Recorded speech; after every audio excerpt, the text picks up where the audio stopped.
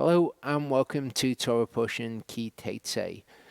In this Torah portion, we're going to learn some more of Yehovah's Mishpatim. When I'm thinking of the Torah portions as they come up, I'm thinking, okay, what am I going to address in this one, kind of broadly what it's about. I think of Ki Teitzei as Mishpatim Part 2.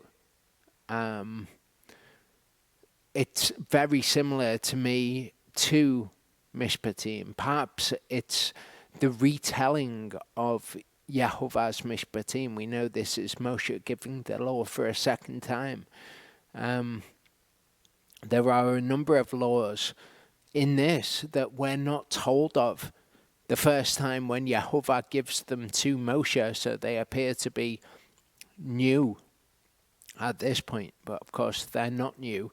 This is Moshe saying what Yehovah has told him. So rather than them being reiterated, us having them recorded twice in the Torah, we have them recorded once. And you could speculate about why that might be.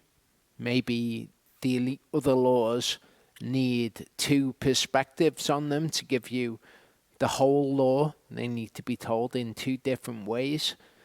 It probably isn't that, but you could speculate as to why it might be. There are laws in this that people misapprehend what is being said, because when people look at the Torah, sometimes they kind of see it through their own fallen mind, like when they say, well, the word of God will or approves taking women as sex slaves. Of course, it doesn't. It's just kind of like a really bizarre, fallen way of looking at Yehovah saying, take the women when you conquer their lands. Take the women.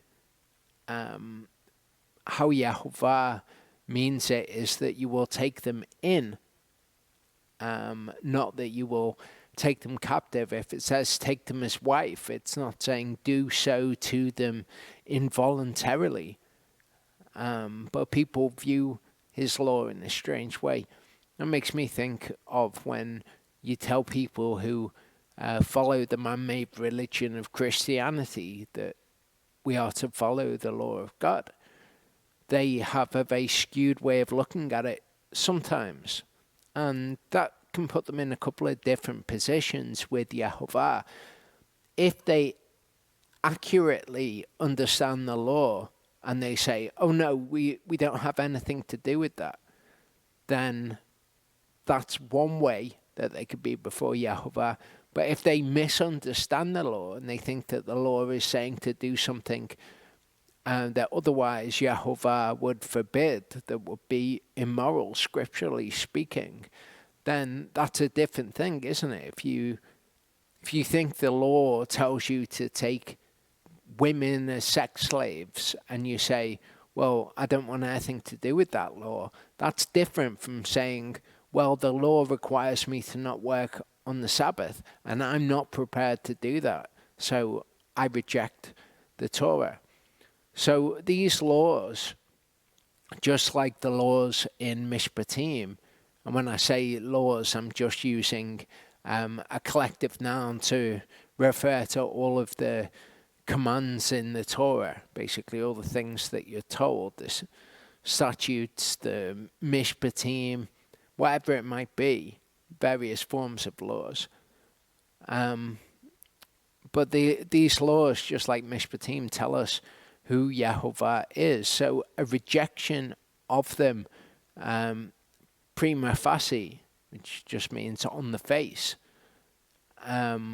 is a rejection of who Yehovah actually is. So as I say, I think of this Torah portion as Mishpatim Part 2. So if you haven't seen Mishpatim from this year, I would recommend watching that video. I would advised to not have kind of the mindset we often have when it comes to watching videos. You know, sometimes I watch videos on YouTube and they'll say, go back and watch this one because this is the second part. With the word of Elohim, it's incumbent upon us to do it, because what you're talking about is having a full understanding of part of the word of Elohim. It's not just like a collector mindset of go and watch all the ones in the series.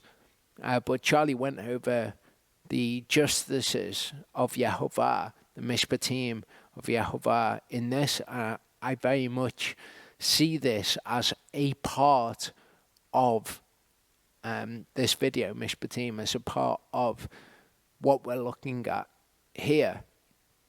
We're going to see laws that you can apply not only in the way that they are written, but in other situations as well. And Charlie covered some of the dangers of doing that if you apply things almost too liberally, if you apply them to situations that they don't apply to. But I think that we can all see that if the Torah says, if you own an ox and it gores somebody else, if you knew about it beforehand, then you pay a penalty for that. We can all see that that would apply to, say, a dangerous dog or anything that you might be in possession of that might end up killing someone and you knew that it was dangerous. You can apply it to those other situations, but I would recommend this Torah portion so you can see the dangers of doing that too liberally, being too open to applying the word to things to which it really doesn't apply. I mentioned the last Torah portion that I did, Torah portion A, I mentioned about the pagan mourning rituals of shaving one's head for the dead. And I said the reason that we're not allowed to do it is that we are set apart to Yehovah. But this Torah portion actually opens with a law that mandates that we allow the Gentiles to do something which we are not allowed to do.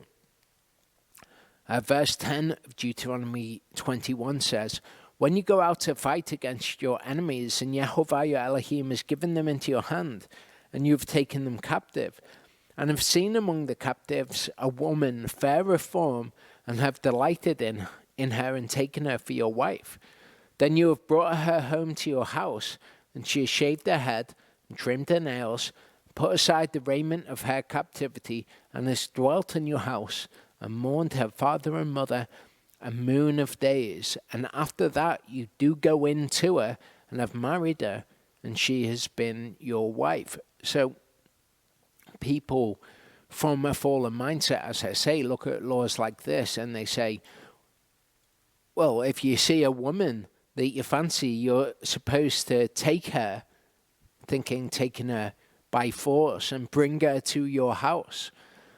Doesn't really accurately reflect what is being said here. You notice that in verse 13 here it talks about the raiment of her captivity. So what this is talking about is the things that she has put on when she was taken captive. It would be when women were taken captive after all the men were killed. Maybe they would beautify themselves to appear attractive so that they weren't just killed as they would have been by other nations or, whatever. Here we have Yehovah telling Israel how they are to be. So the mention of the raiment of her captivity is important here. It says, if you've seen among the captives a woman fair of form, so you see her and you fancy this woman, you're attracted to her, she's put on beautiful garb, then you don't immediately take her to be your wife. Okay, you might take her into your house with the intention of being betrothed to her, and then she could be spoken of as your wife, as we see elsewhere in the scriptures. But what you are to do, it says here, you brought her home to your house, and she has shaved her head. So we're told specifically to allow the Gentiles to do those things which they do in mourning. Okay, and we see here it is to do with mourning. She's dwelt in your house, and she has mourned her father. And how long? Is it a chodesh of days? No, it's a moon of days. Again, things which were pagan. Okay, the way that the pagans reckon time, a moon of days. So she dwells for an entire moon of days in your house, and she's weepy, she's shaved her head. So if you see a woman that you are attracted to among the captives, you have to wait for this period of time before you take her as wife, before you marry her. So this is actually very different from how people might apprehend this law. But you can see how people in the innocency of their heart, might misunderstand the Torah coming from a modern perspective on these things. People might see these things quite different to how the Israelites would have seen these in a more ancient world. But if someone, as I say, accurately apprehends these things in the Torah and still rejects them and says, no, these things are no good, I will not do them, then that is a rejection of Yehovah. So the Gentiles are different from Israel. We should know that just in the fact that Israel are supposed to be set apart from the Gentiles.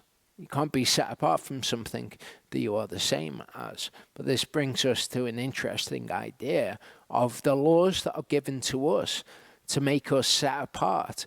If the Gentiles don't follow them, are they sinning before Yehovah? So think eating clean and unclean food, or clean and unclean animals, things that men might count as food that are unclean. Think of the Sabbath day. Is it sin for someone who hasn't entered into covenant with Yehovah to do the things that Israel, or not do the things that Israel are supposed to do? We can see here it is within the Torah that we are commanded to allow the Gentiles their way of life. That, we're not to insist upon them Yehovah's way of doing things. And that's may be important for you to consider if you've got a family who are not a part of Israel. They haven't been grafted into Israel. And you're imposing on them that they must not work on the Sabbath day. Really, they've got no business being involved in that command. And you certainly have no business enforcing that upon them. We see here we're to allow the Gentiles their way of doing things. We're actually commanded to do that. It would be sin for us to not do that, for us to transgress the Torah in that way. In Deuteronomy 14, 1-2, it says, do not cut yourselves nor shave the front of your head for the dead, as we saw in Torah portion Re'eh, for you are a set apart people. Okay, that's why, that's the reasoning, because you're a set apart people to Yehovah your Elohim. And Yehovah has chosen you to be a people for himself, a treasured possession above all the peoples who are on the face of the earth. So the other people who are on the face of the earth, this is not commanded to, because they're not a set apart people. Yehovah hasn't chosen them to be a people for himself. And we see as we've been looking at, that Yahweh has commanded us to allow, in fact, the Gentiles to go about things in their own way. Deuteronomy 14:21 says, "Do not eat whatever dies of itself. Give it to the stranger who is within your gates to eat it, or sell it to a foreigner, for you are a set-apart people to Yehovah your Elohim." So we've looked at this command before and considered whether or not it is good to give them food which is not good to eat, just because it is allowed in the Torah. Perhaps Yehovah would judge one's heart in that, but we can see from it also that set-apart people cannot do a certain thing, but the Gentiles can do that thing. It is permitted for them to do that thing. It is not against the Torah, whereas it would be for us. Exodus 22:31 says, "And you are set apart men to me, and do not eat any meat which is torn to pieces in the field. You throw it to the dogs." Okay, and maybe most likely that's talking about the actual physical dogs, like real dogs, canines. But dogs was also a term that was used of the Gentiles. So when it says here, "Whatever dies of itself, give it to the Gentiles," we have something very similar when it says, "If you find something torn to pieces in the field, throw it to the dogs." Again, I think it's probably talking about canines, but it could be talking about the Gentiles. Exodus 31 verse 13 says, "And you speak to the children of Israel, saying, My Sabbaths you are to cherish by all means, for it is a sign between me and you throughout your generations, to know that I, Yehovah, am setting you apart." So what is it? It's a sign between me and you. Who is the you? The children of Israel. So are the Gentiles sinning by not keeping the Sabbath? No, it is not commanded to them to keep the Sabbath. Does that mean that you can go into a business on the Sabbath and have the Gentiles work for you? Well, no, you can't, because part of the command to us is to have nobody do any work for us. And we see the buying and selling of the Gentiles is something which is spoken against in Scripture on the Sabbath day. Think of when they were bringing the goods, the markets, to the walls of Jerusalem. That was not permitted for Judah to go and buy from the Gentiles on the Sabbath day. But the point being, the Gentiles are not sinning by eating that which the children of Israel are forbidden from eating. And again, it's because we are set apart from them. In order for that to be true, then the things that they do must be different from the things that we do. Those commands make us distinct. They make us the ones that Yehovah has chosen. And as the people, prospective people that Yehovah has chosen, if we are making that our goal, then we have things that we must follow. But I do think it's absolutely incumbent upon us to remember that if we have Gentile friends or we have Gentile family, to impose the things on them which are laws to us is not scriptural. Ezekiel 20:10-12 says, "So I took them out of the land of Mitzrayim, and I brought them into the wilderness. And I gave them my laws and showed them my judgments, which if a man does, he shall live by them. And I also gave them my Sabbaths to be a sign between them and me, to know that I am Yehovah, who sets them apart." So it's a sign so that we know that we're set apart from the people. It's obviously not a law that applies to people who are not set apart. It would be impossible.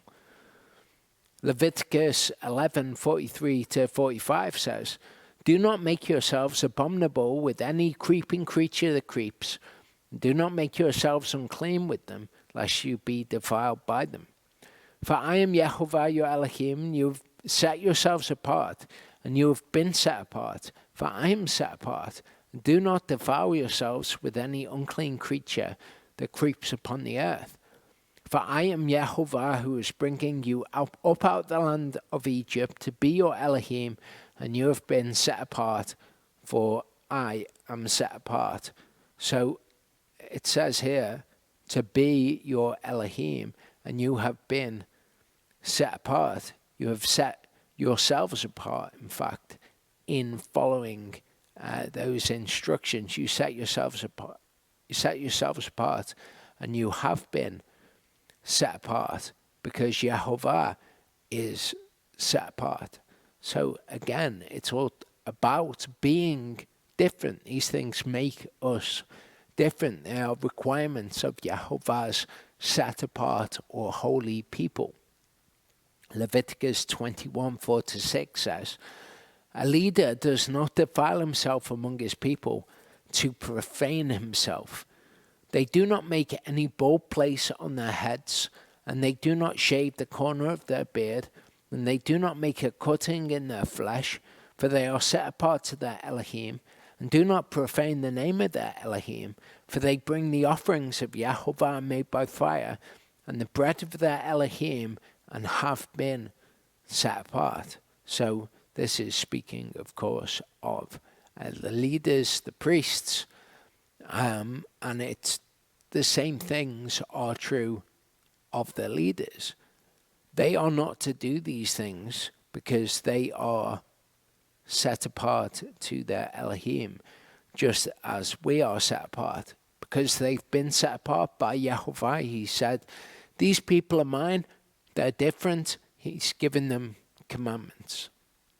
Numbers 6:2-5 says, "Speak to the children of Israel and say to them, when a man or woman does separate by making a vow of a Nazirite to be separate to Yehovah, he separates himself from wine and strong drink. He drinks neither vinegar of wine nor vinegar of strong drink, neither does he drink any grape juice, nor eat grapes or raisins. All the days of his separation he does not eat whatever is made of the grapevine from seed to skin. All the days of the vow of his separation a razor does not come upon his head, until the days are completed for which he does separate himself to Yehovah. He is set apart, he has let the locks of the hair of his head grow long." So this shows us a little bit about being holy. Being holy is to be set apart, it's to be separate. That's what the word kadosh means. Here we have a way in which those people who are already set apart can separate themselves from even Yehovah's people. The way that they do it, they don't have any products of the grapevine, so no raisins, no wine, no grape juice, and also they let the locks of their hair grow long, because usually one would not have long hair. As Paul says, it is a shame for a man to have long hair. But if you want to separate yourself from Yehovah's people, you can do so by taking this vow and by letting your hair grow long, and by not partaking of certain things. So even among those who are set apart, who eat a set apart diet, even among them, there is a way to distinguish yourself further for a period of time and restrict the food that you eat. You see from this that this is a part of how Yehovah sees separating oneself. It's seen in the Nazirite as an extreme example of the set apart of the set apart, the Holy of Holies, if you like. And we see it just as his people, his standard children of Israel people. They are set apart by the things that they eat also. in Numbers 15:37 and 41, it says, And Yehovah spoke to Moshe, saying, Speak to the children of Israel, and you have said to them to make tzitzit on the corners of their garments throughout their generations, and to put a cord of blue in the tzitzit of the corners. And it has been to you for a tzitzit, and you have seen it, and you have remembered all the commands of Yehovah and done them, and not searched after your own heart and your own eyes, after which you went whoring. So that you remember and have done all my commands, and been set apart unto your Elohim.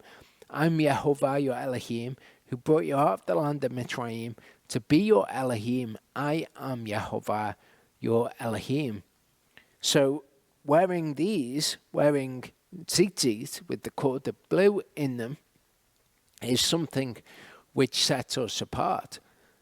Therefore, it's not sin that the Gentiles don't wear tzitzit. I think we can kind of apprehend that easier. We can comprehend the fact that wearing tzitzit is not required of all people.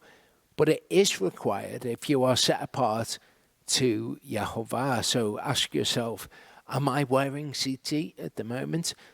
If you're not, simple process of confession of guilt. I should be doing this before Yehovah, and repentance. Put some tzitzit on.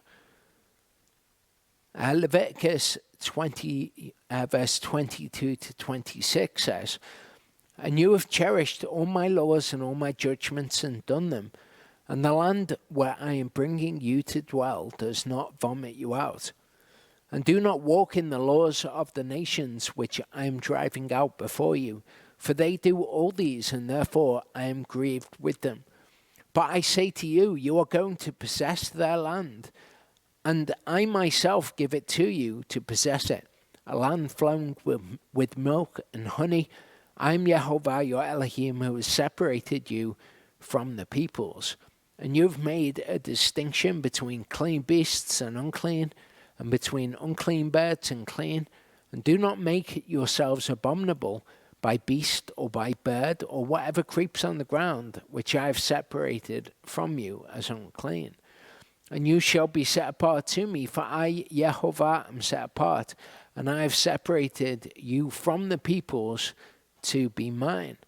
So Yehovah says, these people, different, this is how they walk. I have identified for you a better way. You have a way that is dictated to you by the King of the universe, the Elohim, who created the heavens and the earth. And he, as creator, has told you how he wants his creations to be his. In 1 Corinthians 5, 9 to 13, it says, I wrote to you in my letter not to keep company with those who fornicate. And I certainly did not mean with those of this world who fornicate, or with the greedy of gain, or swindlers, or idolaters, since then you would need to go out of the world. But now I have written to you not to keep company with anyone called a brother. That shouldn't be in inverted commas, that's an addition of the translators. Basically it means anyone who is a brother. If he is one who fornicates or greedy of gain, or an idolater, or a reviler, or a drunkard, or a swindler, not even to eat with such a one. For what have I to do with judging outsiders? Do you not judge those who are inside? But Elohim judges those who are outside. Put away the wicked one from among you. So you should be concerned with people who are supposed to be separated to Yehovah, who don't do the commands. That should be a concern, and we should all admonish and help one another back onto the right path if we depart. But the world outside, we don't judge them. We don't start saying, you shouldn't be doing this. Even something like fornication, which would be sin for them to do. It would be against their own conscience. It would be sin for them to do. But even things like that, we don't judge people who are outside. And I think a lot of people, particularly, you think of people like the Westboro Baptist Church and extreme examples, but they have taken the word of Elohim, and instead of using it like a mirror to see where they're going wrong, they turn the mirror around at the world and say, look, the word of Elohim says that you're doing terrible things. Therefore, God hates you. That's not our business to be doing. The word is something for us. It's supposed to change us. We shouldn't use it to expose other people in their sin. We, of course, exhort and admonish one another within Israel as to what is right and what is wrong. And if somebody won't repent, then they are to be removed. The wicked person is to be removed from our midst, but we are to leave Elohim to judge those who are outside. In Deuteronomy 4:15-16 it says, therefore diligently guard yourselves, for you saw no form when Yehovah spoke to you at Horeb out of the midst of the fire, lest you should do corruptly, and have made for yourselves a carved image in the form of any figure, the likeness of male or female. Unless you lift up your eyes to the heavens and see the sun and the moon and the stars, all the host of the heavens, and you shall be drawn away into bowing down to them and serving them, which Yehovah your Elohim has allotted to all the peoples. That's their lot under the heavens. But Yehovah has taken you and brought you out of the iron furnace, out of Egypt, to be his people, an inheritance as it is today. And people don't really reckon with this correctly. And what I mean by that is they've had certain ways that they think of when it comes to spirituality. They might come from a spiritual background and have certain understandings of things. And when they come to Yehovah, they don't separate themselves from the ways of the pagans. It's spoken of here as them worshipping the sun and the moon and the stars, which is the way for those peoples that has been allotted to them by Yehovah. But, we've spoken before of things like the idea of everything happens for a reason. That's very much a pagan spirituality way of thinking of God and whatever else. Or looking at omens, seeing things as signs, as a way that you should act. Those things, again, come from a very worldly spirituality. We are to divorce ourselves from those things. We're to be separate from them, and they can take the form of all sorts of different things. Think of your more traditional alternative health understandings. We are to be separate from those things. We may well have given credence to them originally, but now that we've come to the word of Elohim, we leave those sort of things behind. And you should be diligent to see the roots of the things which you have come to believe, whatever it might be, crystal healing or, whatever.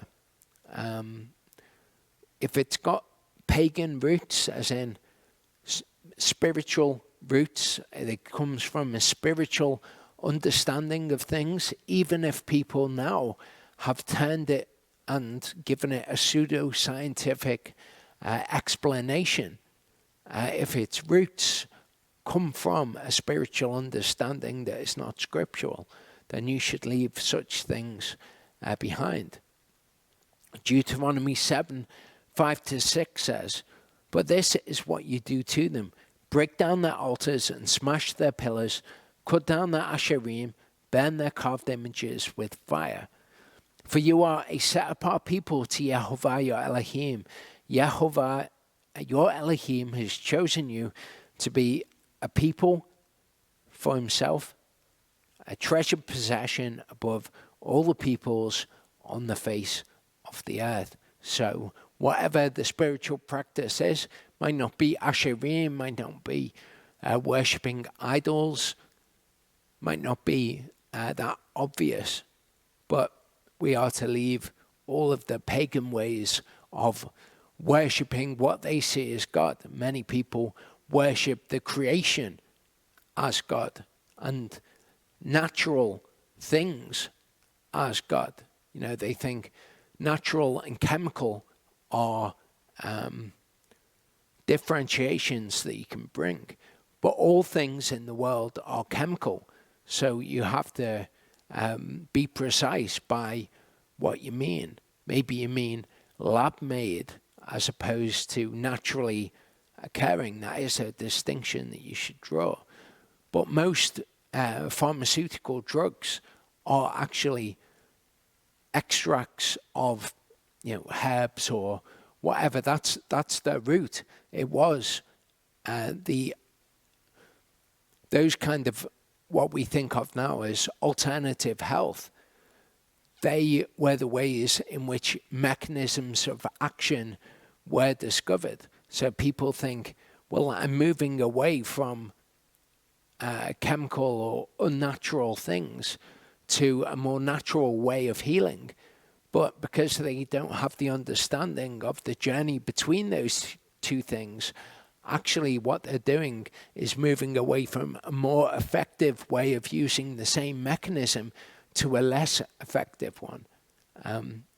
But all of these things kind of come from like a paganistic, worshipping the creature rather than the creator way of looking at things. And, we've got all the things in the trees and the herbs that we could possibly need. We don't need these things which are just more potent ways of doing exactly the same thing.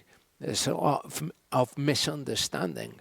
But what I'm saying is you should move away from things which come from kind of Mother Gaia worship originally, even if you don't say it like that.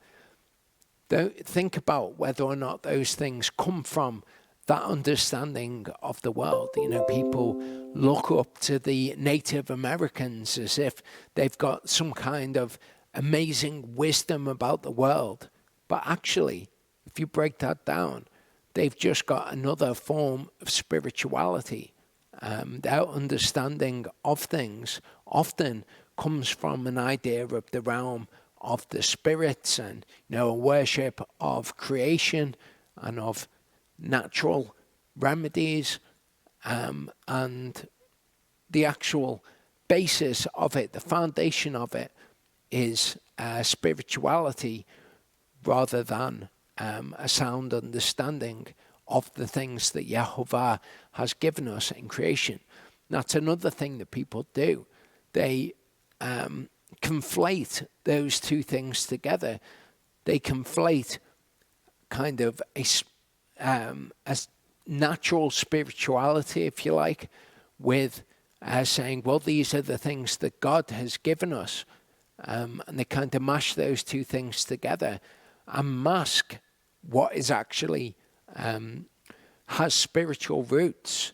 They mask that with saying that it's actually a biblical understanding that these are the things that Yehovah has given us, and therefore these other forms of spirituality are actually correct, and then they put this biblical explanation over it. So just be careful with those things. Think about the things that you're into, the way in which you go about things. Think about whether you come to alternative health and you listen to pseudo-scientific explanations or explanations that you think are scientific, which you may or may not know are actually pseudo-scientific. Look into these things more foundationally. Try to understand what is actually being said about them and look into their origins to see whether or not they are good. In 1 Corinthians 10:14-22, it says, "Flee from idolatry. I speak as to wise men. Judge for yourselves what I say. The cup of blessing which we bless, is it not a sharing in the blood of Messiah? The bread that we break, is it not a sharing in the body of Messiah? Because there is one bread, we who are many are one body. We all partake of the one bread. What did Yeshua say? He said, this is my body broken for you. So when we break the bread, we're breaking his body. We are his body. So we are all part of that one bread. And what was he? He was the Word made flesh. Okay, and that's the bread that we partake of also. Look at Israel after the flesh. Are not those who eat the offering sharers in the altar? What then do I say? That an idol is of any value, or that which is offered to idols is of any value? No, but what the Gentiles offer, they offer to demons and not to Elohim. And I do not wish you to become sharers with demons. You are not able to drink the cup of the master and the cup of demons. You are not able to partake of the table of the master and of the table of demons. Do we provoke the master to jealousy? Are we stronger than he? And if you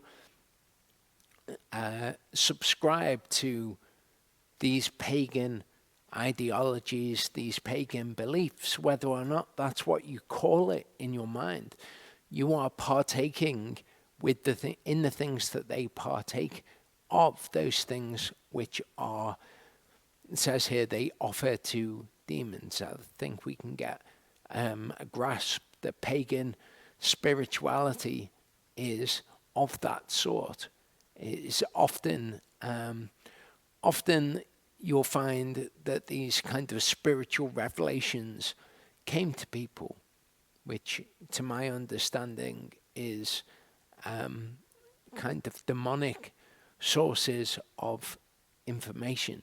So we shouldn't partake with their way of viewing the world, their way of going about things, their way of seeing what happens to them and saying, well, this is a sign of this, or I was just thinking about this and then this sign happened. I'm going to see that as a word that people love to throw around, but that isn't a biblical term. Confirmation. I'm going to see that as confirmation that I should do this thing or the other, but really what it is the divining of one's way from the natural world rather than of the spirit, of the word of Elohim, and looking for that.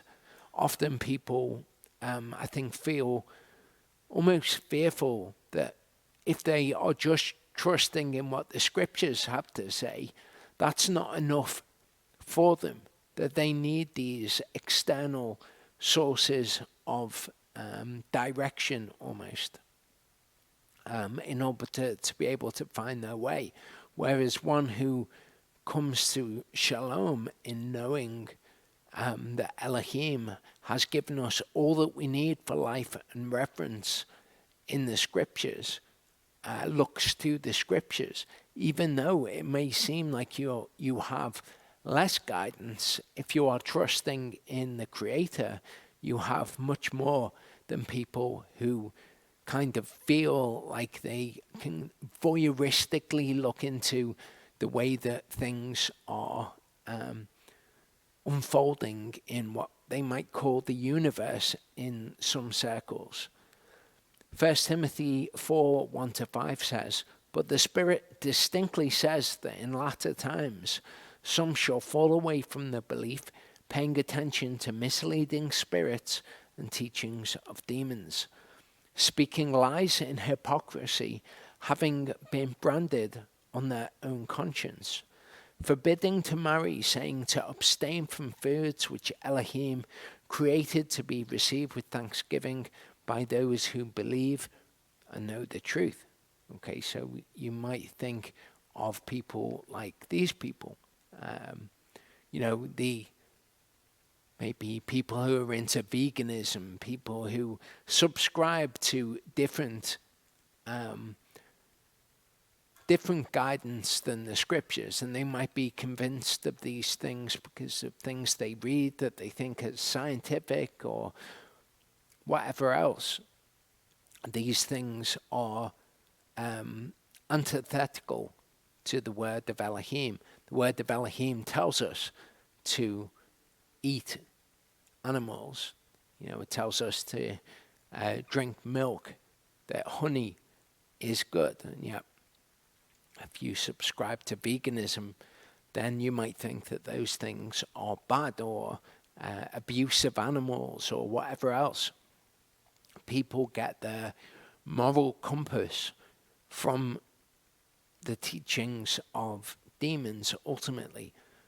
These things that are all about the natural world and returning back to nature, and ideas which almost have kind of a romanticism about them, but that ultimately are completely different to the word of Elohim. You can pretty much judge whether an idea is truly a biblical one by seeing whether or not people in the world subscribe to it, because those things which are in the word are foolishness to those who are in the world. They reject them. Okay, that's a way that we can see that Christmas is a bad thing, for example. Well, the people of the world love Christmas.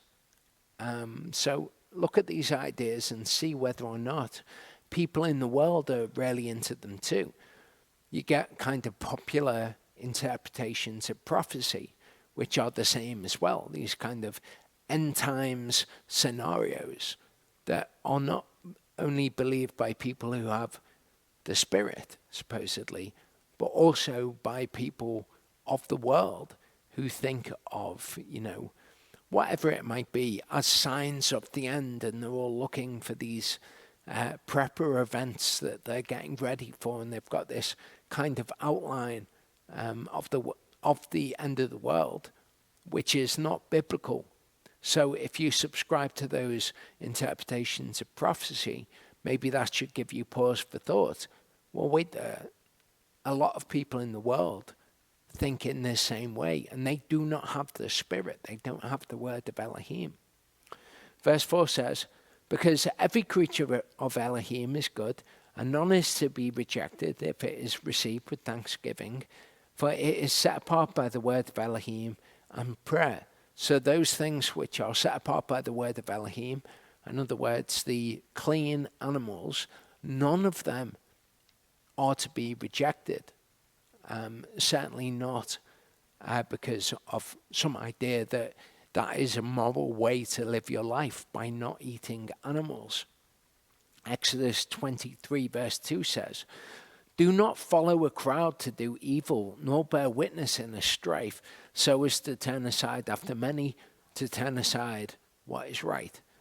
And these ideas do very much become popular ideas, and you'll find many of these things in the Torah movement, people who pay some kind of heed to the Torah, acknowledge it as truth. They mix in all of these things, and what they're doing is they're mixing the table of the master with the table of demons. They probably don't even realize that they're doing it. But you should be aware of these things, because being adverse to these things will be beneficial to you. And they may well be things that you like the sound of and that you want to believe are true. But if you believe the word, then you know that these things are actually not the truth. And the truth is what will set you free. Regardless of how much wisdom you think these things have, the word is really where you want to derive wisdom from. The word tells us to leave the ways of the Gentiles behind. They may offer you some form of comfort. You may think, oh, this is really good. I like being different from the rest of the world. I like the fact that I see things differently to them. But if that is only being different from the world and not being different from the world in the way that Yehovah would set his people apart, then that will not do you good, like following the word of Yehovah will. You may be deceived by deceiving spirits that these things are good, that you are deriving some sort of benefit from them. But be aware that this is how deception creeps in. If you are following things which are pagan spirituality, when you really break them down, then you may well be deceived in some way by the events in your life. Oh, I got tremendous healing from doing this practice. Well, maybe that healing was not of Yehovah. Maybe you presumed it was of Yehovah because it did good for you. But actually, the result of it was that you were led further down a path of being led astray from the word to some foreign destination, which anything which is different from the word is no good. And if you are deceived into following things which lead you away from the word, no matter whether or not you think they've had a good effect in your life, ultimately the effect that they've had is a terrible one.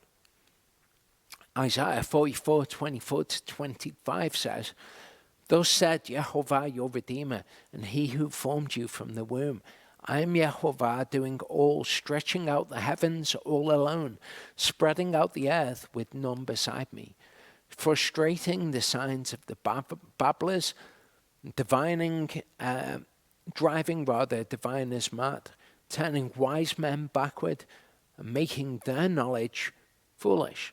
There is a wisdom and a knowledge that comes from the world, that comes from deceiving spirits, that ultimately is demonic in nature. But Yehovah's word is distinct from that. In fact, it's antithetical to that. It does this, it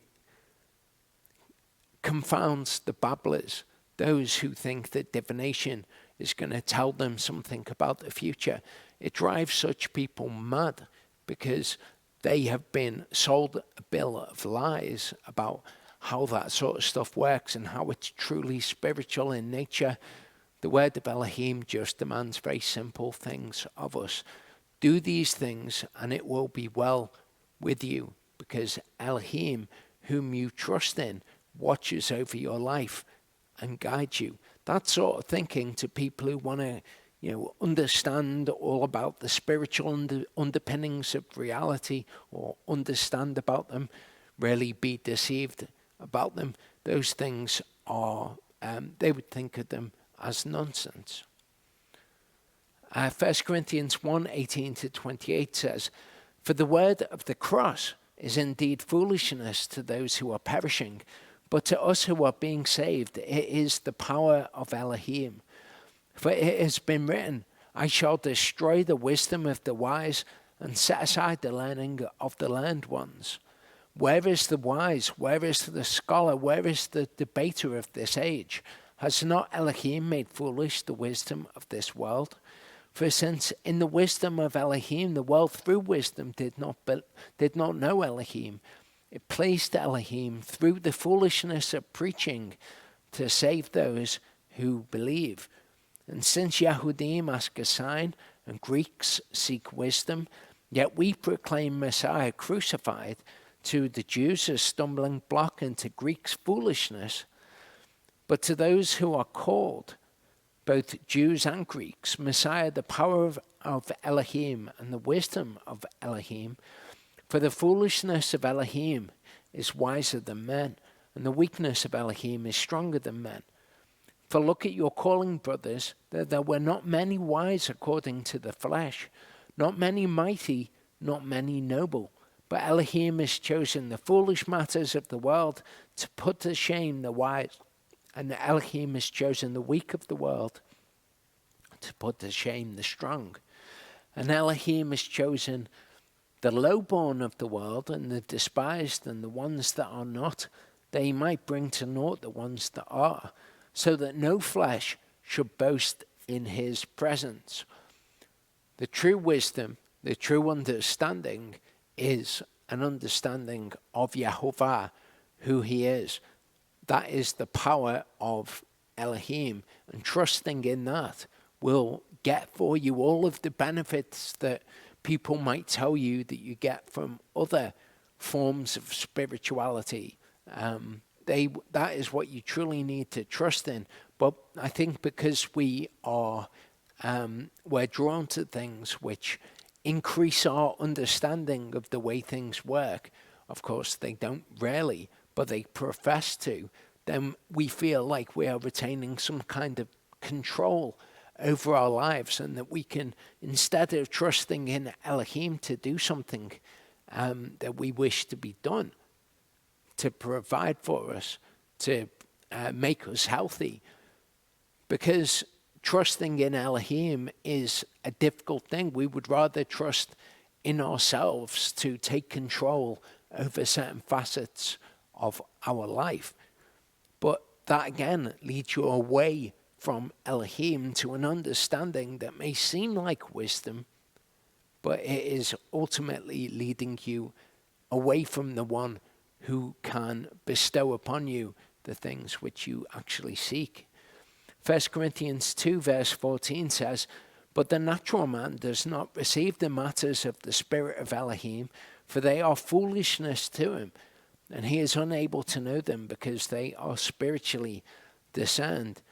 You say to somebody who thinks they have all this wisdom and knowledge about bringing these things to themselves, maybe they believe in the law of attraction, you tell them to pray to Elohim, to believe in Elohim, that Messiah died and was raised from the dead, and that if they believe in Elohim, the same thing will be true of them, that he has the power to raise from the dead.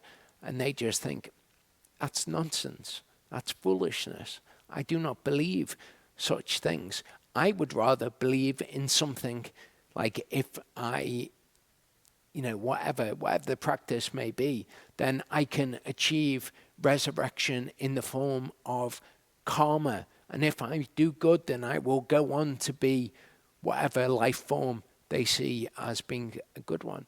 Those sort of things, again, retain the control of the outcome within the person's sphere of influence. They can influence where they will end up. Whereas trusting in Elohim, to those who believe, has all the power in the world and makes all the sense in the world. But to those who do not believe, the Spirit of Elohim, the power of Elohim, is foolishness. Decide which one you are. Do you believe in Elohim, or are you kind of trying to manipulate the things in the world into the way that you think they should be organized? Isaiah 55, 8-9 says, "For my thoughts are not your thoughts, neither are your ways my ways, declares Yehovah. For as the heavens are higher than the earth, so are my ways higher than your ways, and my thoughts than your thoughts."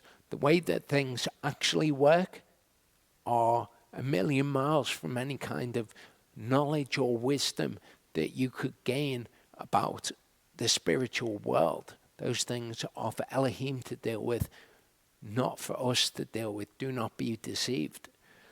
Psalm 33, 8-12 says, "Let all the earth fear Yehovah, let all the inhabitants of the world stand in awe of him. For he spoke, and it came to be. He commanded, and it stood fast. Yehovah brings the counsel of the nations to naught. He thwarts the plans of the peoples. The counsel of Yehovah stands forever, the plans of his heart to all generations. Blessed is the nation whose Elohim is Yehovah, the people whom he has chosen as his own inheritance." Don't be worried about people having whatever plans they may have, people getting together. The the World Economic Forum with all of their plans. Yehovah is over all of it. If he wants to change the direction of something, he can. People got all het up about COVID-19, and what happened ultimately was we had the Omicron variant, which acted as a natural vaccine, so the people derived natural immunity, which was better or is better than the vaccine immunity, and it has made COVID pretty much just go away. It became attenuated, and when I think about those things, I think that's how Elohim works. He works in ways that we can't understand. Let's say that people did have all sorts of malicious intentions regarding COVID-19. Not something that I believe, but let's say they did. Then what happened? Something that they couldn't have ever expected, that completely took all of that power away from them to have lockdowns or whatever. We had a variant that was something that just came about organically, which took away all of that threat from the earth. And then even the most authoritarian of people have had to start ceding back that control which they took in that instance. Doesn't matter what the plans of the nations are, what the plans of whatever think tanks are, they're irrelevant. Yehovah will do as he wants to do. In Proverbs 3:5-8, it says, "Trust in Yehovah with all your heart and lean not on your own understanding. Know him in all your ways, and he makes all your paths straight. Do not be wise in your own eyes. Fear Yehovah and turn away from evil. For it is healing to your navel and moistening to your bones." All of those other forms of knowledge about things that might be healing to you, we don't need any of them. We need Yehovah. We need to submit to Yehovah and for him to be in control in our lives and for us to take what he has given us without trying to say, no, I'm going to take control of this through my own knowledge, my own wisdom, my own might, my own strength, and I'm going to change the course of how things are. Instead, trust in Yehovah with all of your heart. Don't lean on those understandings that come from the world. Isaiah 31:15 says, "Woe to the stubborn children, declares Yehovah, to make counsel, but not from me, and to devise plans, but not of my spirit." And as I say, they may think that it's of Yehovah because they say these things are of Yehovah because they're of the creation or whatever else, but actually they're not of his spirit, they're not of his word. "Who are setting out to go down to Egypt and have not asked my mouth, to be strengthened in the strength of Pharaoh, and to seek refuge in the cell," is the Hebrew word, "the shadow of Mitzrayim," the protection of Egypt. They look to the world for refuge rather than to Yehovah. "And the strength of Pharaoh shall become your shame, and the refuge in the shadow of Mitzrayim your confusion." Regrettably, that is how it has become with the knowledge of the world. "For his princes were at Zoan, and his messengers came to Chanes," or Chanes as it might be. "They were all ashamed of a people who do not profit them, not for help or profit, but a shame and also a reproach." The message concerning the beasts of the south, through a land of trouble and distress, from which came the lioness and the lion, the adder and the fiery flying serpent. They convey their riches on the backs of young donkeys, and their treasures on the humps of camels to an unprofitable people. "Even Egypt, whose help is vanity and empty. Therefore I have called her Rahav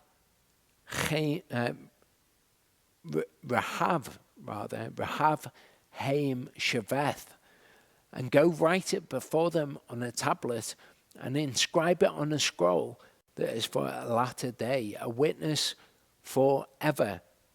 And it's obviously always true that going to the world for your help is empty and vain and of no profit. And ultimately the best you can hope for is having been led astray from Yehovah to things which will not profit. That this is a rebellious people, lying children who refuse to hear the Torah of Yehovah. That's the teaching and instruction, not necessarily just the first 5 books of Moses. Who say to the seers, do not see, and to the prophets, do not prophesy to us what is right. Speak to us what is smooth, flattery, prophesy, deceit. We want things that sound nice, that sound like they're going to be a prophet, that sound like they give us wisdom and understanding and knowledge, but ultimately are not telling us real refuge is only found in Yehovah. Turn aside from the way, swerve from the path, cause the set-apart one of Israel to cease from before us. Therefore, thus said the set-apart one of Israel, because you despise this word and trust in oppression and perverseness and rely on them, therefore this crookedness or this iniquity is to you like a breach ready to fall, a bulge in a high wall, whose breaking comes suddenly, swiftly. And he shall break it with like the breaking of the potter's vessel, which is broken in pieces without sparing, so that there is not found among its fragments a sherd to take fire from the hearth or to take water from the cistern. So those things that people think they are useful, that they're fashioned for themselves, Yehovah will come and he'll smash those things to pieces so that you can't even use a piece of it for something that would be useful, to take ashes from the fire, or to take fire rather from the hearth, or to take water from the cistern. Those things which seem so useful are now completely useless. Don't trust in such things, in other words. For thus said the Master Yehovah, the set-apart one of Israel, in returning and rest you are saved. In stillness and trust is your strength, but you would not. You don't want to hear the very simple message of be still, for I am Elohim. You do not want to trust in me. You would not do those things. You would not return to me and have true rest, have true shalom. You wanted to go about it and do your own things. Be warned, if alarm bells have started ringing when you've heard that, it's something that should alert you to the fact that maybe you're going the wrong way over whatever it is. And you might not be doing so knowingly, and that's a different thing to knowing that something is bad and doing it anyway, as we saw in Torah portion A. We'll come back in part 2. Okay, so in parts 2 and 3, what I'm going to do is go through these laws. As I said at the beginning, it's kind of like a second part to Torah portion, Mishpatim. The sort of topics that it addresses are similar. There's a lot of confusion, like there are with certain of the laws in Mishpatim.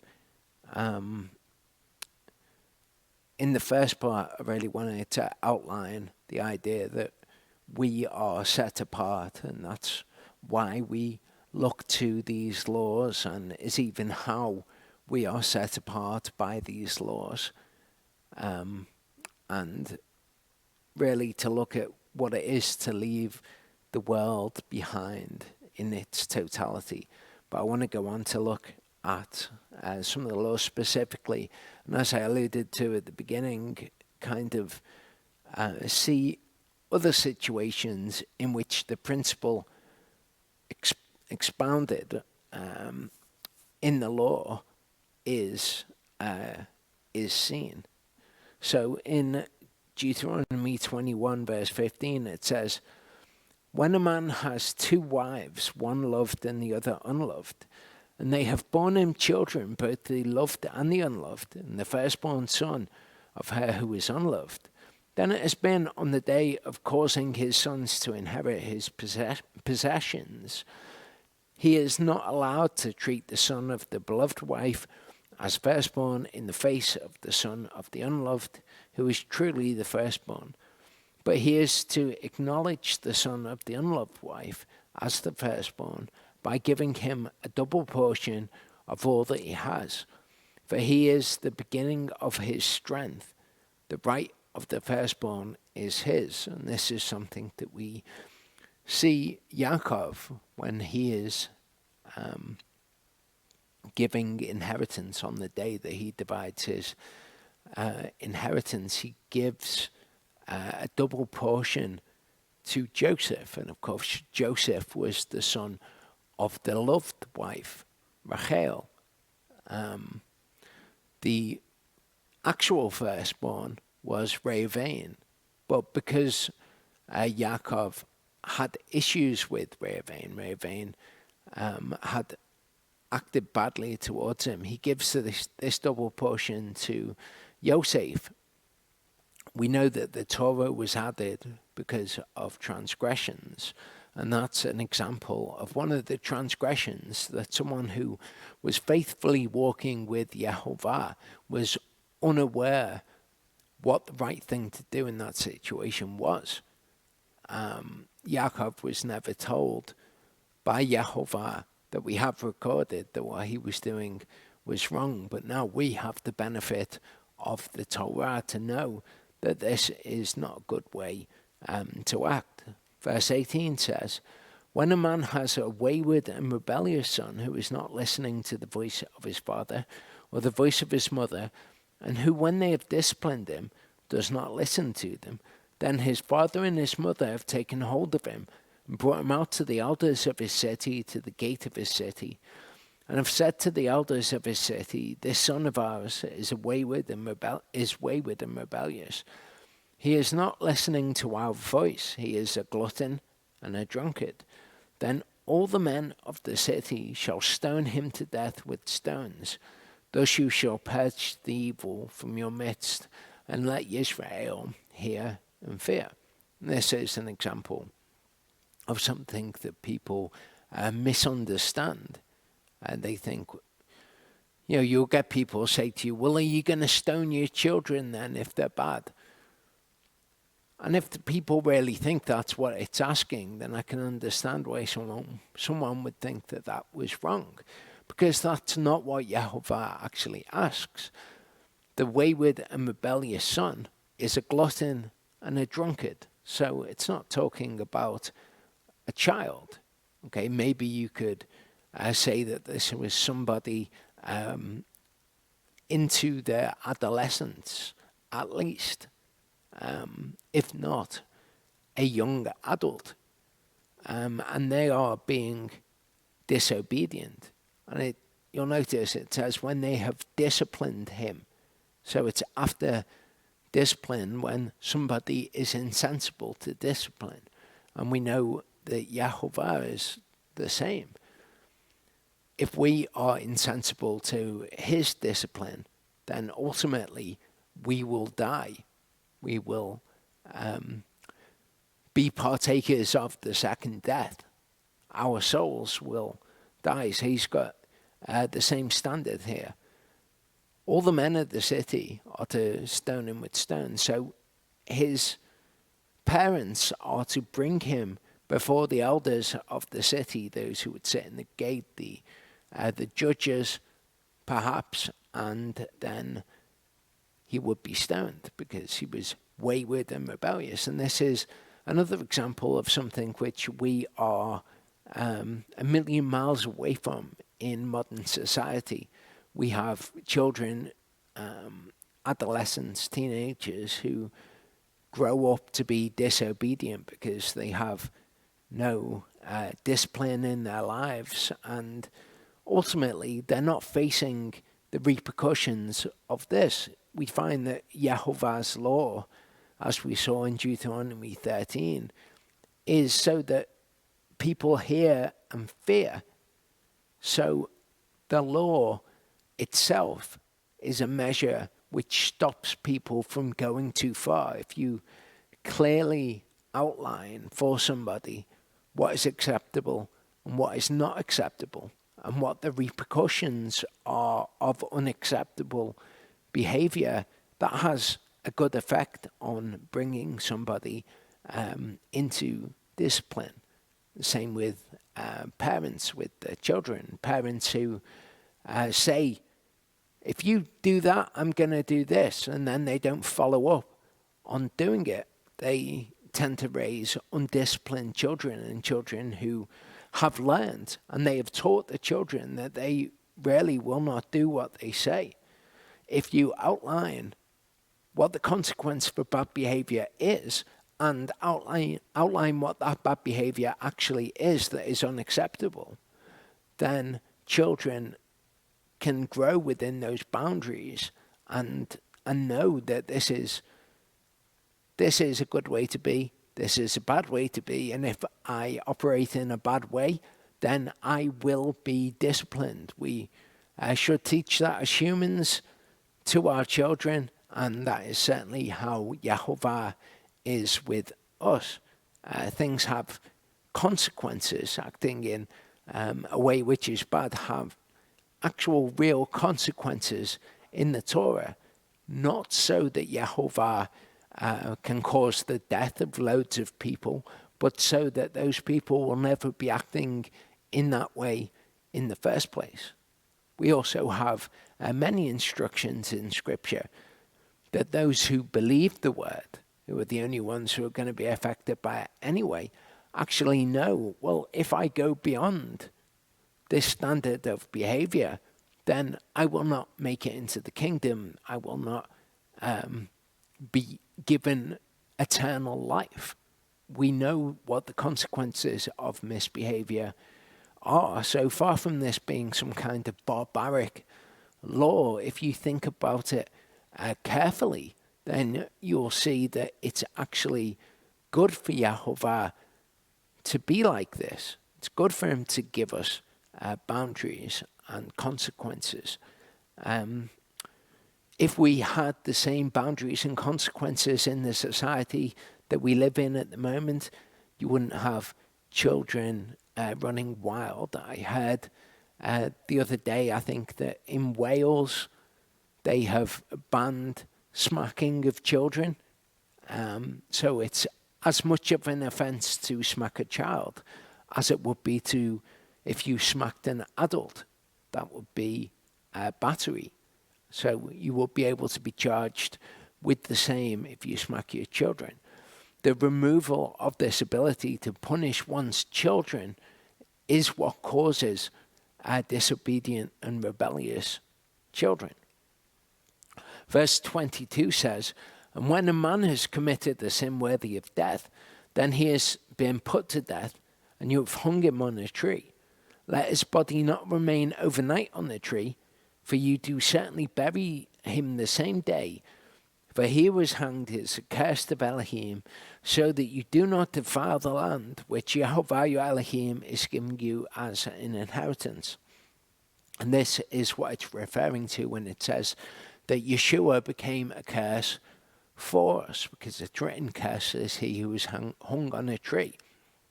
And Yeshua was hung on a tree, okay, a cedar tree. I'm not going to get into the idea of was it a cross or was it a stake. I can tell you that it was a cross. The idea that the word of that means stake was used is not taking into account the evolution of language, that the word came to mean stake eventually, but didn't in the day when it was written. But there's a whole lot that I could go into there. But Yeshua was hung on a tree for us. He became a curse for us. And he was buried the same day, as it turned out. Joseph of Arimathea, he came and took his body and put it in a tomb which had not been used. The Romans had come and had broken his legs so that he died, so that he wasn't hung on the tree on the Sabbath day. And then Joseph of Arimathea came along. I don't know whether this is what he was thinking of. It says that he was a good and righteous man, so maybe he was thinking that he shouldn't have remained on the tree until the next day. But that was certainly something that happened to Yeshua. Verse 1 of Deuteronomy 22 says, "You do not see your brother's ox or his sheep going straying away, and have hidden yourself from them. You do certainly return them to your brother without fail. And if your brother is not near you, or if you have not known him, then you have brought it to your own house, and it has been with you until your brother seeks it. Then you've returned it to him. And so you do with his donkey, and so you do with his garment, and so you do with whatever your brother loses, which he has lost, and you have found. You are not allowed to hide yourself." So it says here, you do not see your brother's ox or sheep when he has lost them, basically. And as I alluded to at the beginning, these laws can be applied beyond the specific animals which are mentioned. If your brother loses something, then if he is not near you, then you bring it to your house, and it has been with you until your brother seeks it. Until your brother seeks it. It doesn't say, come up with your own way of doing this, ask around and see if anyone knows who it is, and then get rid of it if you can't immediately ascertain whose it is. We're told to retain these things until your brother seeks it, so you can return it to him. And you might think, well, that's just a hassle. This is just something that gets in the way. But again, don't lean on your own understanding. Trust in what Yehova says. Verse 4 says, "You do not see your brother's donkey or his ox fall down on the way and have hidden yourself from them. You do certainly raise them up with him." So today, that might look like if you see somebody struggling with something, you see somebody broken down, don't turn your face from them, don't hide yourself from them, but rather go to them and help them with whatever it is. You can either see these laws as things which only pertain to the very narrow interpretation which you can give to them. Well, if it's not a donkey or it's not an ox, let's say it's a goat, and it falls down, then you don't go and help to raise them up. Or you can look at that and you can say, well, this actually applies more broadly than this. This is a principle of what Yehova says is just. In verse 5 it says, "A woman does not wear that which pertains to a man, nor does a man put on a woman's garment. For whoever does this is an abomination to Yehova your Elohim." And I've previously gone through the language which is used here, but this is more to do with a woman appearing as a man appearing as a woman. And I've gone through before, again, how a man having long hair is a man appearing as a woman. Having long hair is described in Scripture as having women's hair. Again, Paul says, it is a shame for a man to have long hair. Something that people who have long hair might not want to hear, but again, don't fall into the trap of saying, well, I'm going to try and find a reason why I don't have to do that. Same with any law that asks of you something that you may not immediately want to do. Instead say, pretty plain, it says that it's a shame for a man to have long hair. I'm not going to have long hair, whether you can understand where it comes from in the Torah or not. Verse 6 says, when you come upon a bird's nest along the way, in any tree or on the ground with young ones or eggs, with the mother sitting on the young or on the eggs, do not take the mother with the young. Let the mother go without fail. Take the young for yourself, so that it might be well with you, and that you have prolonged your days. And we could speculate as to the reason that this is, but I would be careful as to speculating the reason for something as opposed to looking at the principle and applying it to other things. The rabbis in Judaism are prone to do things like this. They'll see this and they'll say, oh, you can't do it because, if you take the mother, then the mother can't reproduce. And this shows that this is an element of Elohim's nature. And if we recognize this element of his nature, then we can expand it to other things. That's where things become kind of like what Charlie was talking about with the midrash, where things get expanded out without good reason, based on the speculation of men. Difference between having a principle which is clearly seen and speculating as to what that principle might be. Verse 8 says, when you build a new house, then you have made a parapet for your roof, and you do not bring blood guilt on your house when one falls from it. So it's not so common today for people to build houses for themselves, but some people do it. So if you are to ever build a house, build a parapet for your roof. Why? It says so that you don't bring blood guilt on your house. The reason is explained for us. How would you bring blood guilt on your house? Because if you have not followed the Torah and someone was to fall off the roof and die, we're told this would bring blood guilt upon the house. So this is something that we can extract the principle from and apply to other things.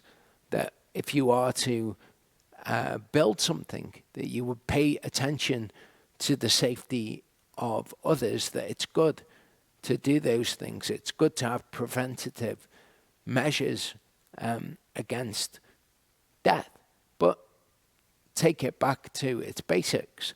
You can understand this as, if you ever build a house, build a parapet on your roof. Don't say, that's not how we do things today.